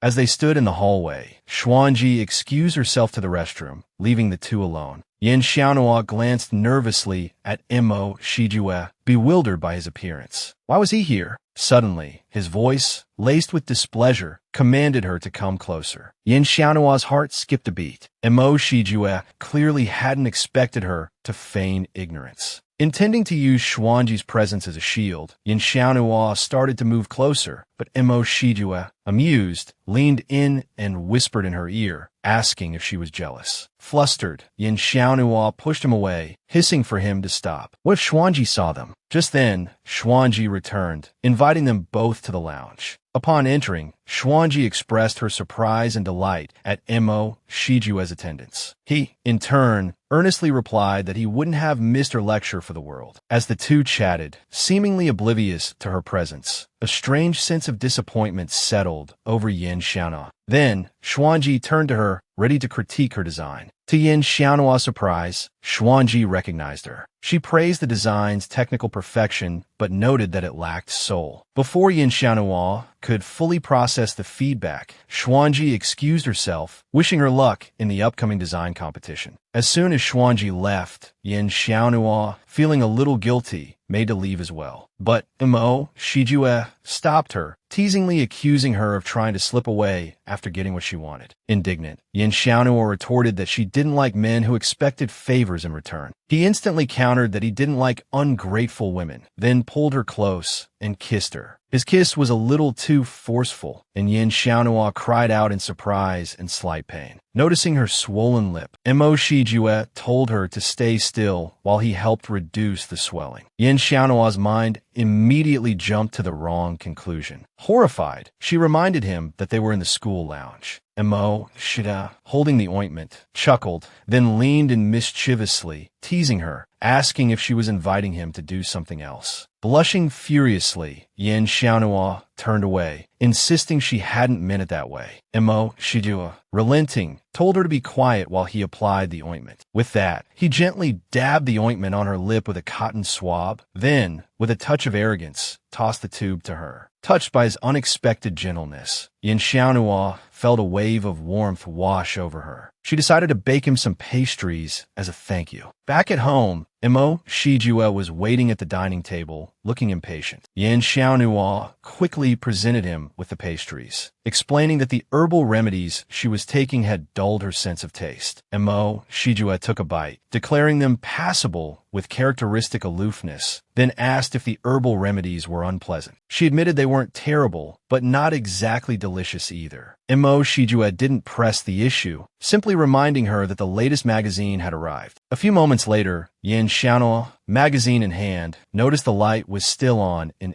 Mo Shijue's study. As she reached for the door handle, she heard him angrily ordering someone to leave, demanding an immediate replacement. Hearing the fury in his voice, Yin Xiaonhua decided it was best not to disturb him. Back in his room, Mo Shijue opened the magazine. His eyes immediately landed on Fu Jingxin's photo, ostentatiously described as God's son. He sighed, a touch of exasperation in the gesture. But then he noticed something else. The striking green dress Yin Xiaonhua had worn at Xuanji's lecture. It was Xuanji's own design. Just then, Mo Shijue heard Yin Xiaonua's voice behind him. Startled, he quickly closed the magazine. He told Yin Xiaonhua to rest for a bit and then called for the dietitian waiting outside. Yin Xiaonhua watched, bewildered, as the dietitian carefully entered, carrying a steaming pot. The dietitian, sweating nervously, introduced himself as the new dietitian. Yin Xiaonua's curiosity deepened. He asked where the previous one had gone, but Mo Shida brushed the question aside, telling him, with a touch of arrogance, to try the tonic. Putting two and two together, Yin Xiaonhua guessed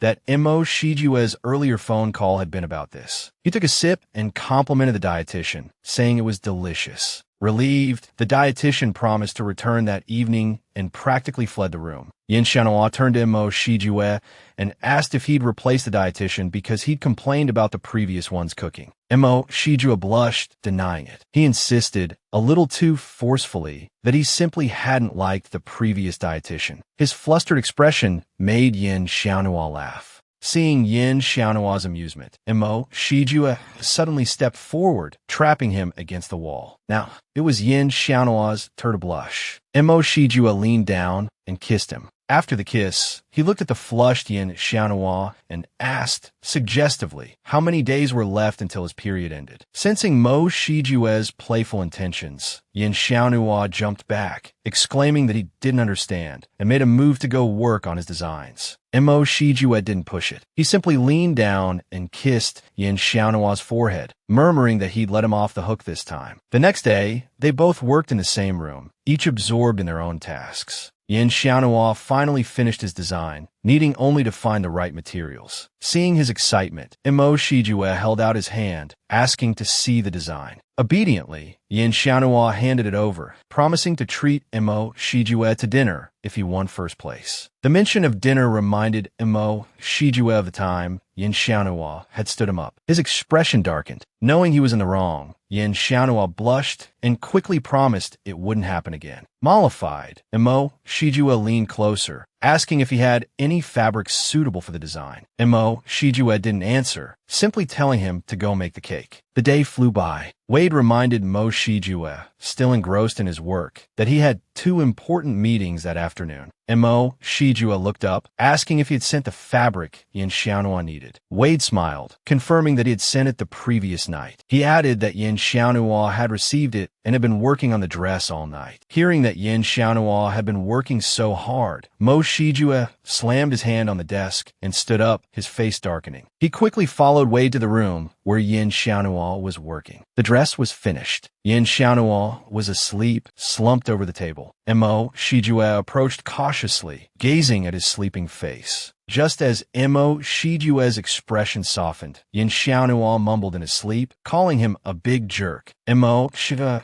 gritted his teeth, vowing to settle the score when he woke up. But the next moment, Yin Xiaonhua murmured that he wasn't that bad. Mo Shijue's heart melted. He gently scooped the sleepy figure into his arms. When Yin Xiaonhua woke up, he found himself in bed. His first instinct was to find his finished dress. He searched frantically, but it was nowhere to be found. Panicked, he sat up and began searching again. Seeing his distress, Mo Shijue reassured him that no one would dare touch it except him. Relieved, Yin Xiaonhua finally relaxed. Mo Shijue then asked if he had found a suitable model. Learning that he hadn't, Mo Shijue told him to come to the Empire Group with him the next day to choose one. Yin Xiaonhua was startled, then quickly refused. He had no desire to visit Mo Shijue's harem, but he knew he couldn't handle this on his own, so he reluctantly agreed. The next moment, Mo Shijue sat down on the edge of the bed, declaring his intention to collect the interest Yin Xiaonhua owed him. Yin Xiaonhua knew exactly what he meant. Just as she was about to make an excuse, his lips silenced her. The day's classes ended swiftly. Having arranged to meet Mo Shijue at the Empire Group, Yin Xiaonhua hurried out of the classroom. Fu Jingyao caught up with her, asking why she hadn't waited for her. Yin Xiaonhua quickly apologized, explaining she had something to do and needed to leave. Fu Jingyao, however, blocked her path, asking mysteriously what could be more important than her best friend's love life. Seeing Yin Xiaonua's confused expression, Fu Jingyao suddenly asked excitedly, "Don't you think CEO Mo Shijue of Empire Group is incredibly handsome?" Watching Fu Jingyao's love-struck expression, Yin Xiaonhua realized her friend had fallen for Mo Shijue at first sight. As expected, Fu Jingyao blushed and admitted it, asking if Yin Xiaonhua had also thought he was handsome when they entered the lounge together during the lecture. Hearing this, Yin Xiaonhua pictured Mo Shijue's scowling face that day and gave an awkward laugh. It suddenly struck her that, as Fu Jingchen's sister, Fu Jingyao hadn't met Mo Shijue before. Hearing her question, Fu Jingyao astutely picked up on this, asking if Yin Xiaonhua had met the CEO before. Yin Xiaonhua couldn't admit it, of course, and quickly changed the subject, asking if there was anything else. Fu Jingyao then remembered that Lu Ting was looking for Yin Xiaonhua and was already waiting by the small flower bed. Yin Xiaonhua arrived at the flower bed and asked Lu Ting with a smile what she needed. Lu Ting told her the student council was preparing for new member elections and that success would be beneficial for scholarship applications. Intrigued, Yin Xiaonhua decided to give it a try. Lu Ting added that there was still some time and she could focus on the design competition for now. This news invigorated Yin Xiaonhua. Thanking Lu Ting, she turned and ran off. Watching her happy retreating figure, a flicker of emotion crossed Lu Ting's heart. A short while later, Yin Xiaonhua arrived at the Empire Group. Wade was already waiting at the entrance. As she followed him into the building, Yin Xiaonhua couldn't help but ask about Mo Shijue.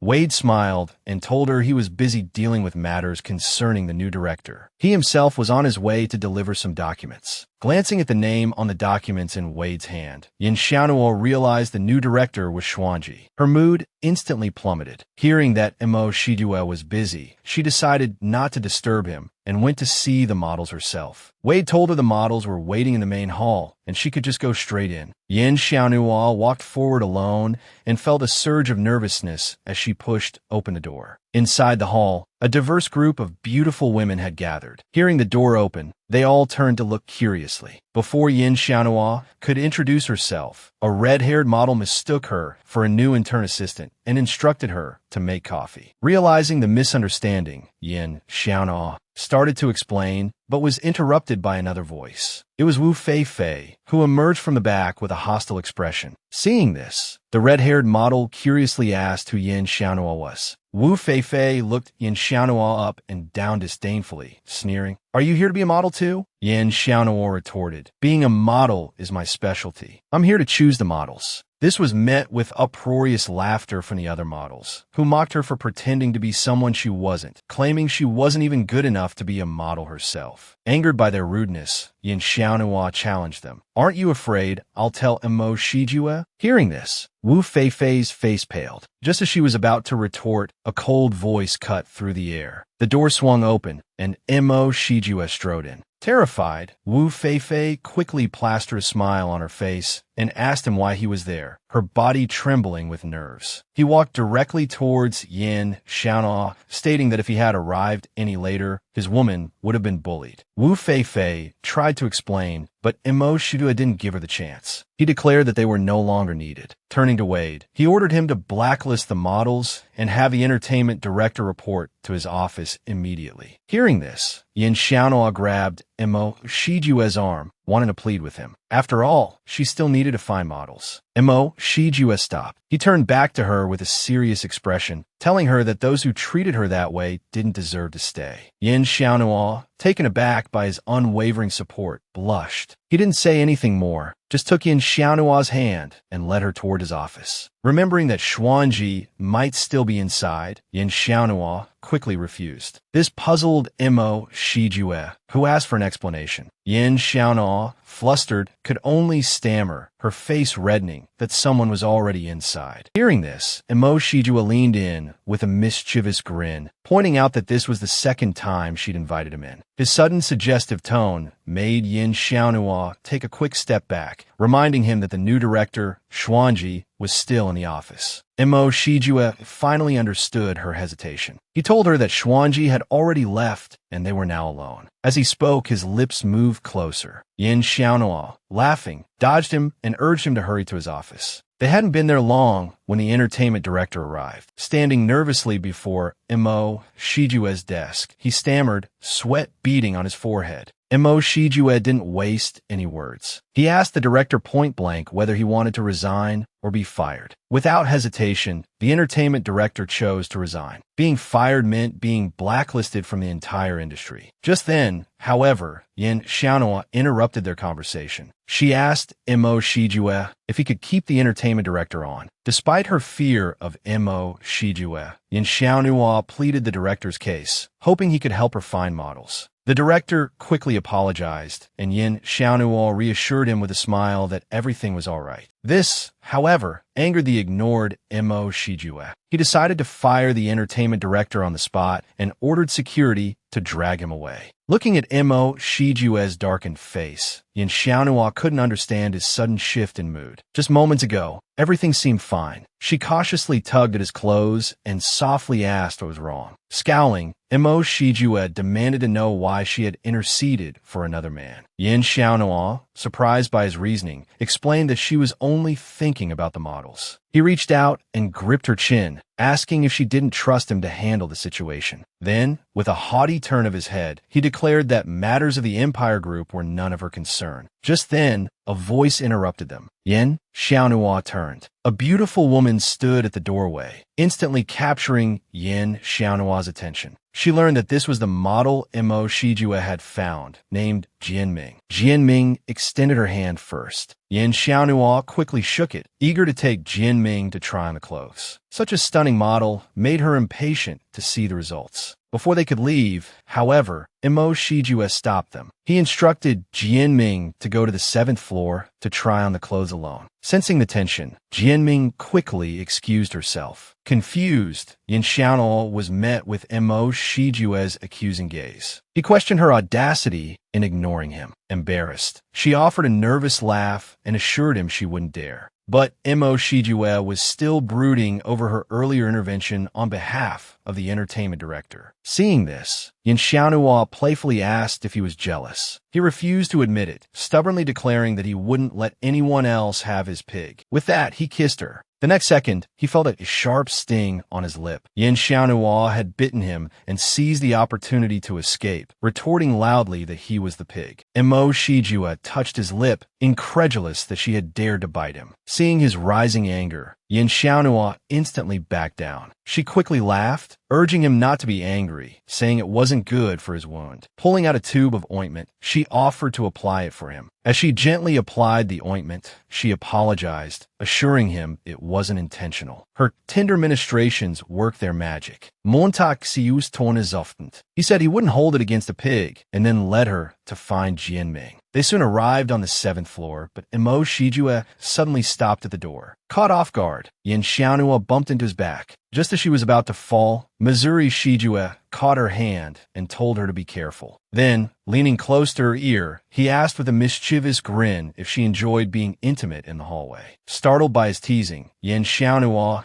quickly moved away and asked why he wasn't going inside. He turned his head haughtily, saying that if it were changing clothes, he wouldn't mind taking a look. With that, he told Yin Xiaonhua to go in by herself. He was going to see Xuanji. Watching Imo Shijue's retreating figure, Yin Xiaonhua felt a pang of dejection. She suspected that Xuanji still held the most prominent place in the CEO's heart. Hearing Yin Xiaonhua enter the room, Jianming shyly turned around, allowing her to see the effect of the outfit and gauge her satisfaction. Jianming commented that the dress felt unique and guessed that Yin Xiaonhua had sewn it herself. Noticing her surprised expression, he explained that, having been a model for 10 years, he could recognize the garment's craftsmanship at a glance. This revelation startled Yin Xiaonhua. In her eyes, Jianming looked to be only about 20 years old. 10 years as a model seemed impossible. Jianming chuckled at her reaction, explaining that he had started his career at 14. His contract had actually ended, but Imo Shijue had asked him to return for this specific project. A blush warmed Yin Xiaonhua's cheeks. She felt a little embarrassed, thinking she was the reason Jianming had to make a special trip. Jianming waved away her concern, frankly admitting he liked her and was happy to model for her designs. Yin Xiaonhua beamed. She liked Jianming too, and felt he was the perfect model for her creation. Just then, Imo Shijue's secretary arrived to summon Yin Xiaonhua, leading her to Xuanji's office. Upon entering, Yin Xiaonhua noticed the flowers arranged in the room were identical to the ones in Imo Shijue's villa. Seeing her captivated gaze, Xuanji teased her, asking if she also liked hydrangeas. She explained they were her mother's favorite flower. Learning that Xuanji cherished hydrangeas left a bitter taste in Yin Xiaonhua's mouth. "I prefer roses," she declared. This was news to Imo Shijue. His questioning tone irked Yin Xiaonhua. Her cheeks puffed out. "What law says I can't like roses?" she retorted. Xuanji watched their bickering with a speechless expression. Hoping to diffuse the tension, she changed the subject, asking Yin Xiaonhua how the model fitting was going. The tactic worked. Yin Xiaonhua's face lit up. "It's going wonderfully," she exclaimed. "No one could wear that dress better than Jianming." She added that it was a shame Xuanji hadn't seen it. Intrigued, Xuanji, reminding Yin Xiaonhua that she was one of the judges, asked for a copy of the design. Yin Xiaonhua immediately handed over her copy and turned to leave. Her casual dismissal ignited a familiar fire in a certain someone who felt overlooked. Sensing Imo Shijue had something to say, Yin Xiaonhua obediently turned back. Before she could react, he grabbed her hand and pulled her from the room. Yin Xiaonhua's blush deepened. She wondered if he wasn't worried about Xuanji seeing them like this. They quickly reached Mo Shijua's office. The CEO pushed open the door and commanded her to come inside and stay with him. Yin Xiaonua's mind immediately jumped to conclusions. After a stunned moment, she awkwardly reminded him that they were in his office. Seeing her hesitation at the doorway, Mo Shijua sighed. "I know where I am," he said, adding that he didn't need a door guard. Still hesitant, Yin Xiaonua, blushing furiously, reminded him again that people could enter his office at any time. Before she could finish, he scooped her into his arms. "No one comes in here without my permission," he stated. And so, inside the office, Mo Shijua quietly worked, while Yin Xiaonua sat stiffly on the sofa, utterly at a loss for what to do. Seeing her boredom, Mo Shijua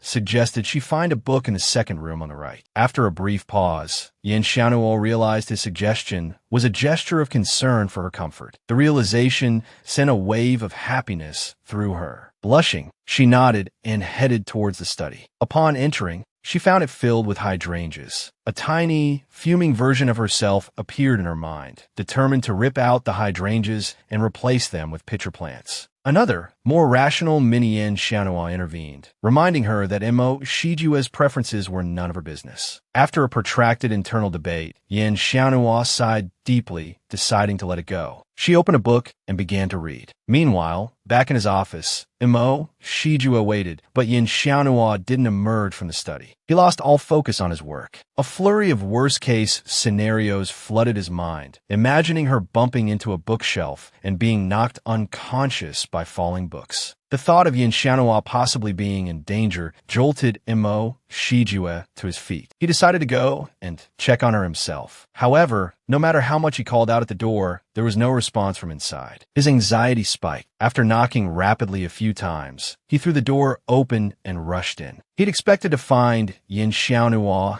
in some sort of trouble, but the scene that greeted him left him speechless. Yin Xiaonua was sprawled on the sofa, fast asleep. Roused by the commotion, she looked at Mo Shijua with a sleepy confusion, asking what had happened. Mo Shijua was momentarily dumbfounded, flushing crimson as he stood there. He stammered, demanding to know why she hadn't opened the door, while simultaneously regretting the excellent soundproofing he'd had installed. Yin Xiaonua, slightly embarrassed, explained that the sofa was simply too comfortable. She'd been reading and had drifted off without realizing it. Faced with Yin Xiaonua's mild apology, Mo Shijua was exasperated. Why did his emotions always spiral out of control around her? And this clueless woman seemed completely oblivious to his concern. Unable to contain himself any longer, he pulled her close and kissed her. But just as he was about to deepen the kiss, he remembered her period and abruptly released her. He told her to take her book and go to his office. Yin Xiaonua was surprised he'd let her off so easily, suspecting he was concerned about her health. As she stood, she stumbled. She pitched forward, but Mo Shijua reacted swiftly, stepping in front of her. With a gasp, Yin Xiaonua watched in horror as the water on the table splashed all over Mo Shijua's clothes. Looking at his soaked shirt and his darkening expression, she knew she was in trouble. Mo Shijua was furious. His face was thunderous. He barked at Yin Xiaonua to look at what she'd done. Knowing she was at fault, she offered to wash his shirt. Mo Shijua, his face still grim, told her, the culprit, to help him take the shirt off. Yin Xiaonua, Bugan Fan Kong, could only blush crimson as she stepped forward and began unbuttoning his shirt. Soon, she was faced with the sight of his sculpted, 8-pack abs. Her blush deepened, and she froze, unsure what to do. Mo Shijua, amused by her flustered state, leaned in with a smirk and teased her, asking if she was impressed. Yin Xiaonua, of course, denied it, insisting she was just going to wash his shirt and telling him not to follow. Then, she fled. Turning on the tap in the bathroom, Yin Xiaonua soaked the shirt in the sink, her mind replaying Mo Shijua's smug expression. She had to admit, though, he was undeniably attractive. Lost in thought, she was startled by Mo Shijua's sudden appearance. He asked if she often did laundry at home. Caught off guard, Yin Xiaonua instinctively agreed, then quickly turned back, asking why he'd followed her. Suddenly realizing something, she blushed and stammered, asking if he was properly dressed. Mo Shijua, exasperated, told her to turn around and see for herself. Yin Xiaonua cautiously peeked with one eye. Seeing him fully clothed, she breathed a sigh of relief. But Mo Shijue was now curious. She was a pampered young lady. Why would she regularly do laundry? Just then, a knock came at the door. Yin Xiaonuo quickly hid. Xuanji entered, a bag of peppermint tea in hand, a warm smile on her face. Mo Shijue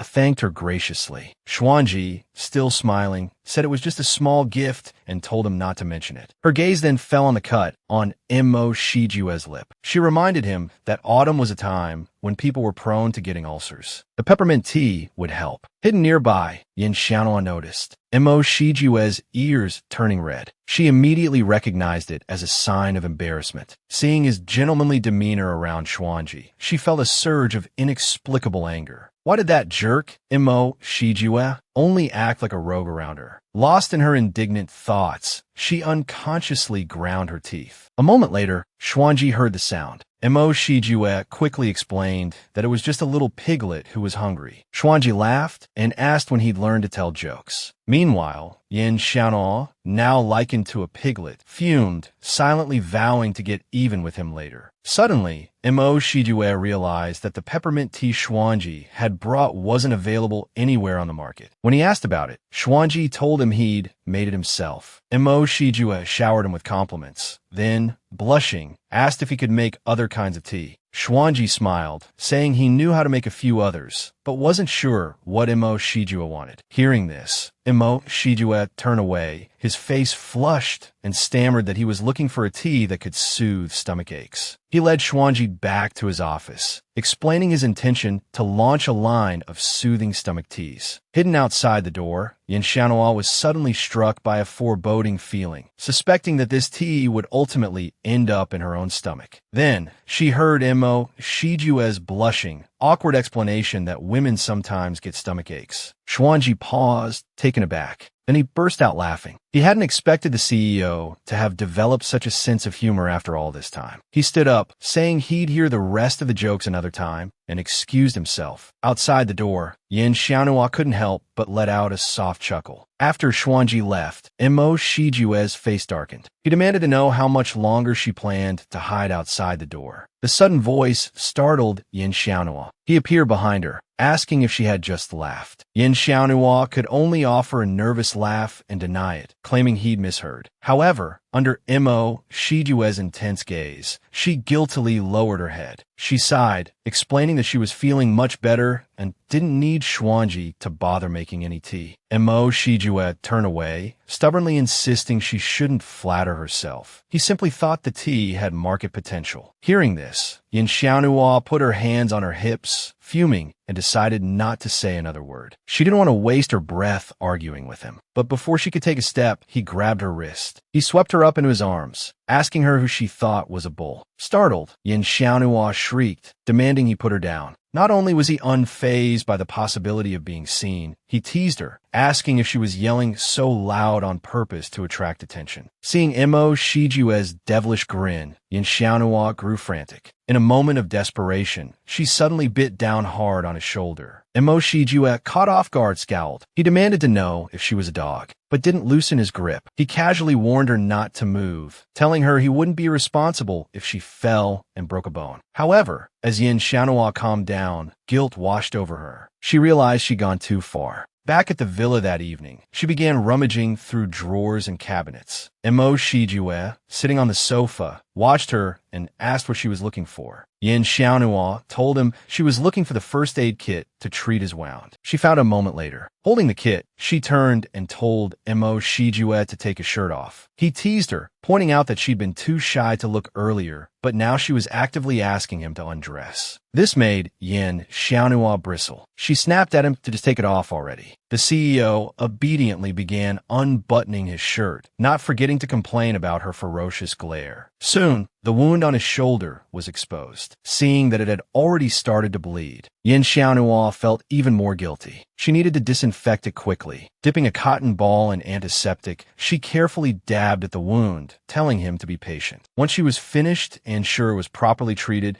she suggested they go eat. Mo Shijue, who had been silently watching her, suddenly became haughty. He declared that his hand, having been bitten by a pig, was too incapacitated to hold chopsticks. Hearing him call her a pig again, Yin Xiaonhua seethed. But she forced herself to remain patient and asked what he wanted. As if waiting for this very question, he gave her a sly look and asked her to feed him. Yin Xiaonhua didn't want to argue, so she patiently lifted the food to his lips. The CEO took a bite, declaring that food tasted better when someone else fed it to him. This caused the devil on Yin Xiaonua's shoulder to reappear, urging her to dump the soup on his face. The angel on her other shoulder, however, disapproved of such a drastic measure, advising her to just eat her dinner. Resigned, Yin Xiaonhua decided to swallow her anger. Dinner was more important. Seeing her silence, Mo Shijue stared intently at her, making her uncomfortable. Thinking he was finished eating, she began to clear the table. At this, Mo Shijue's face darkened. He sternly asked if she often did chores at home. Yin Xiaonua's heart skipped a beat, wondering if he had discovered something. I did it myself because I don't like to trouble others, Yin Xiaonhua quickly explained. However, Mo Shijue seemed unconvinced by this explanation. Faced with Mo Shijue's continued questioning, Yin Xiaonhua looked down nervously. What's wrong? She countered. Seeing her reaction, Mo Shijue dropped the subject. Just go do what you need to do. Someone will take care of the table. He dismissed her. Relieved, Yin Xiaonhua said, I'm going to go organize my notes. Mo Shijue,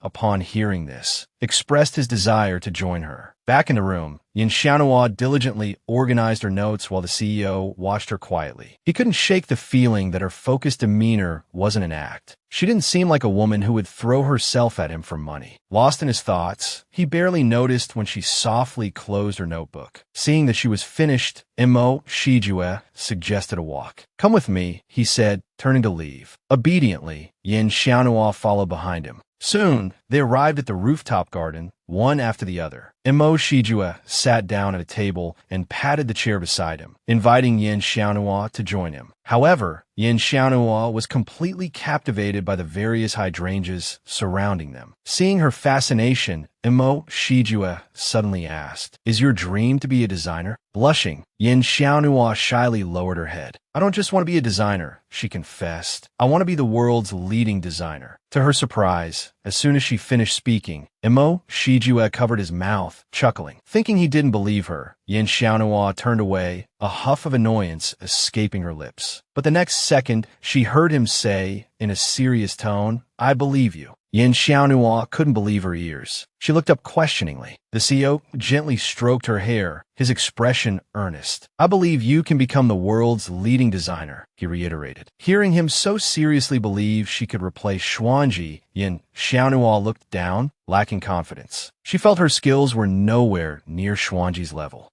Looking at her intently, he offered, I can help you achieve that dream. Yin Xiaonhua felt insulted. No, she refused vehemently. I will achieve my dream through my own efforts. Then there's no need to be afraid of being compared to Xuanji, Mo Shijue reasoned. What she can do, you can do too. Flustered by his encouragement, Yin Xiaonhua blushed and murmured her thanks. But in the next breath, Mo Shijue's tone shifted. You're as stubborn as a pig, he teased. You'll probably give up one day. Yin Xiaonhua put her hands on her hips, indignant. Who are you calling a pig? She demanded. Whoever takes offense, he retorted playfully. Ending the banter, he pulled her close, his arm around her waist. Come on, he said. Let's go take a bath. Moments later, Mo Shijue relaxed in the bathtub, while Yin Xiaonhua hovered shyly nearby, hesitant to join him. What are you so nervous about? He asked, perplexed. It's not like you haven't seen me without clothes before. Yin Xiaonua's blush deepened. Unable to meet his gaze, she turned her head. I'll get in after you're finished, she mumbled. Losing patience with her hesitation, Mo Shijue grabbed her wrist. I'm injured, he reminded her. Help me wash. He tossed a towel onto her head. Scrub my back, he instructed. Holding the towel, Yin Xiaonhua felt unsure what to do, but she knew she had little choice. Reluctantly, she agreed, but she was determined not to make it too easy for him. Steeling herself, Yin Xiaonhua closed her eyes and scrubbed his arm vigorously. Mo Shijue winced. Lighter, he cautioned. This is skin, not steel. Yin Xiaonhua had been waiting for this. She straightened up. Fine, do it yourself then, she said, preparing to leave with a sense of righteous indignation. But she had been squatting for too long. Her legs were numb. With a yelp, she lost her balance and tumbled sideways. She landed right on top of Imo Shijue in the bathtub. Both of them froze, staring at each other in stunned silence. The air crackled with awkwardness. Mortified, Yin Xiaonuo scrambled to her feet. "I didn't mean to," she stammered, and turned to flee. But Imo Shijue stopped her. He leaned closer, his voice low. "I don't agree with you leaving," he said. Yin Xiaonuo, blushing at the sight of the handsome man emerging from the bath, agreed.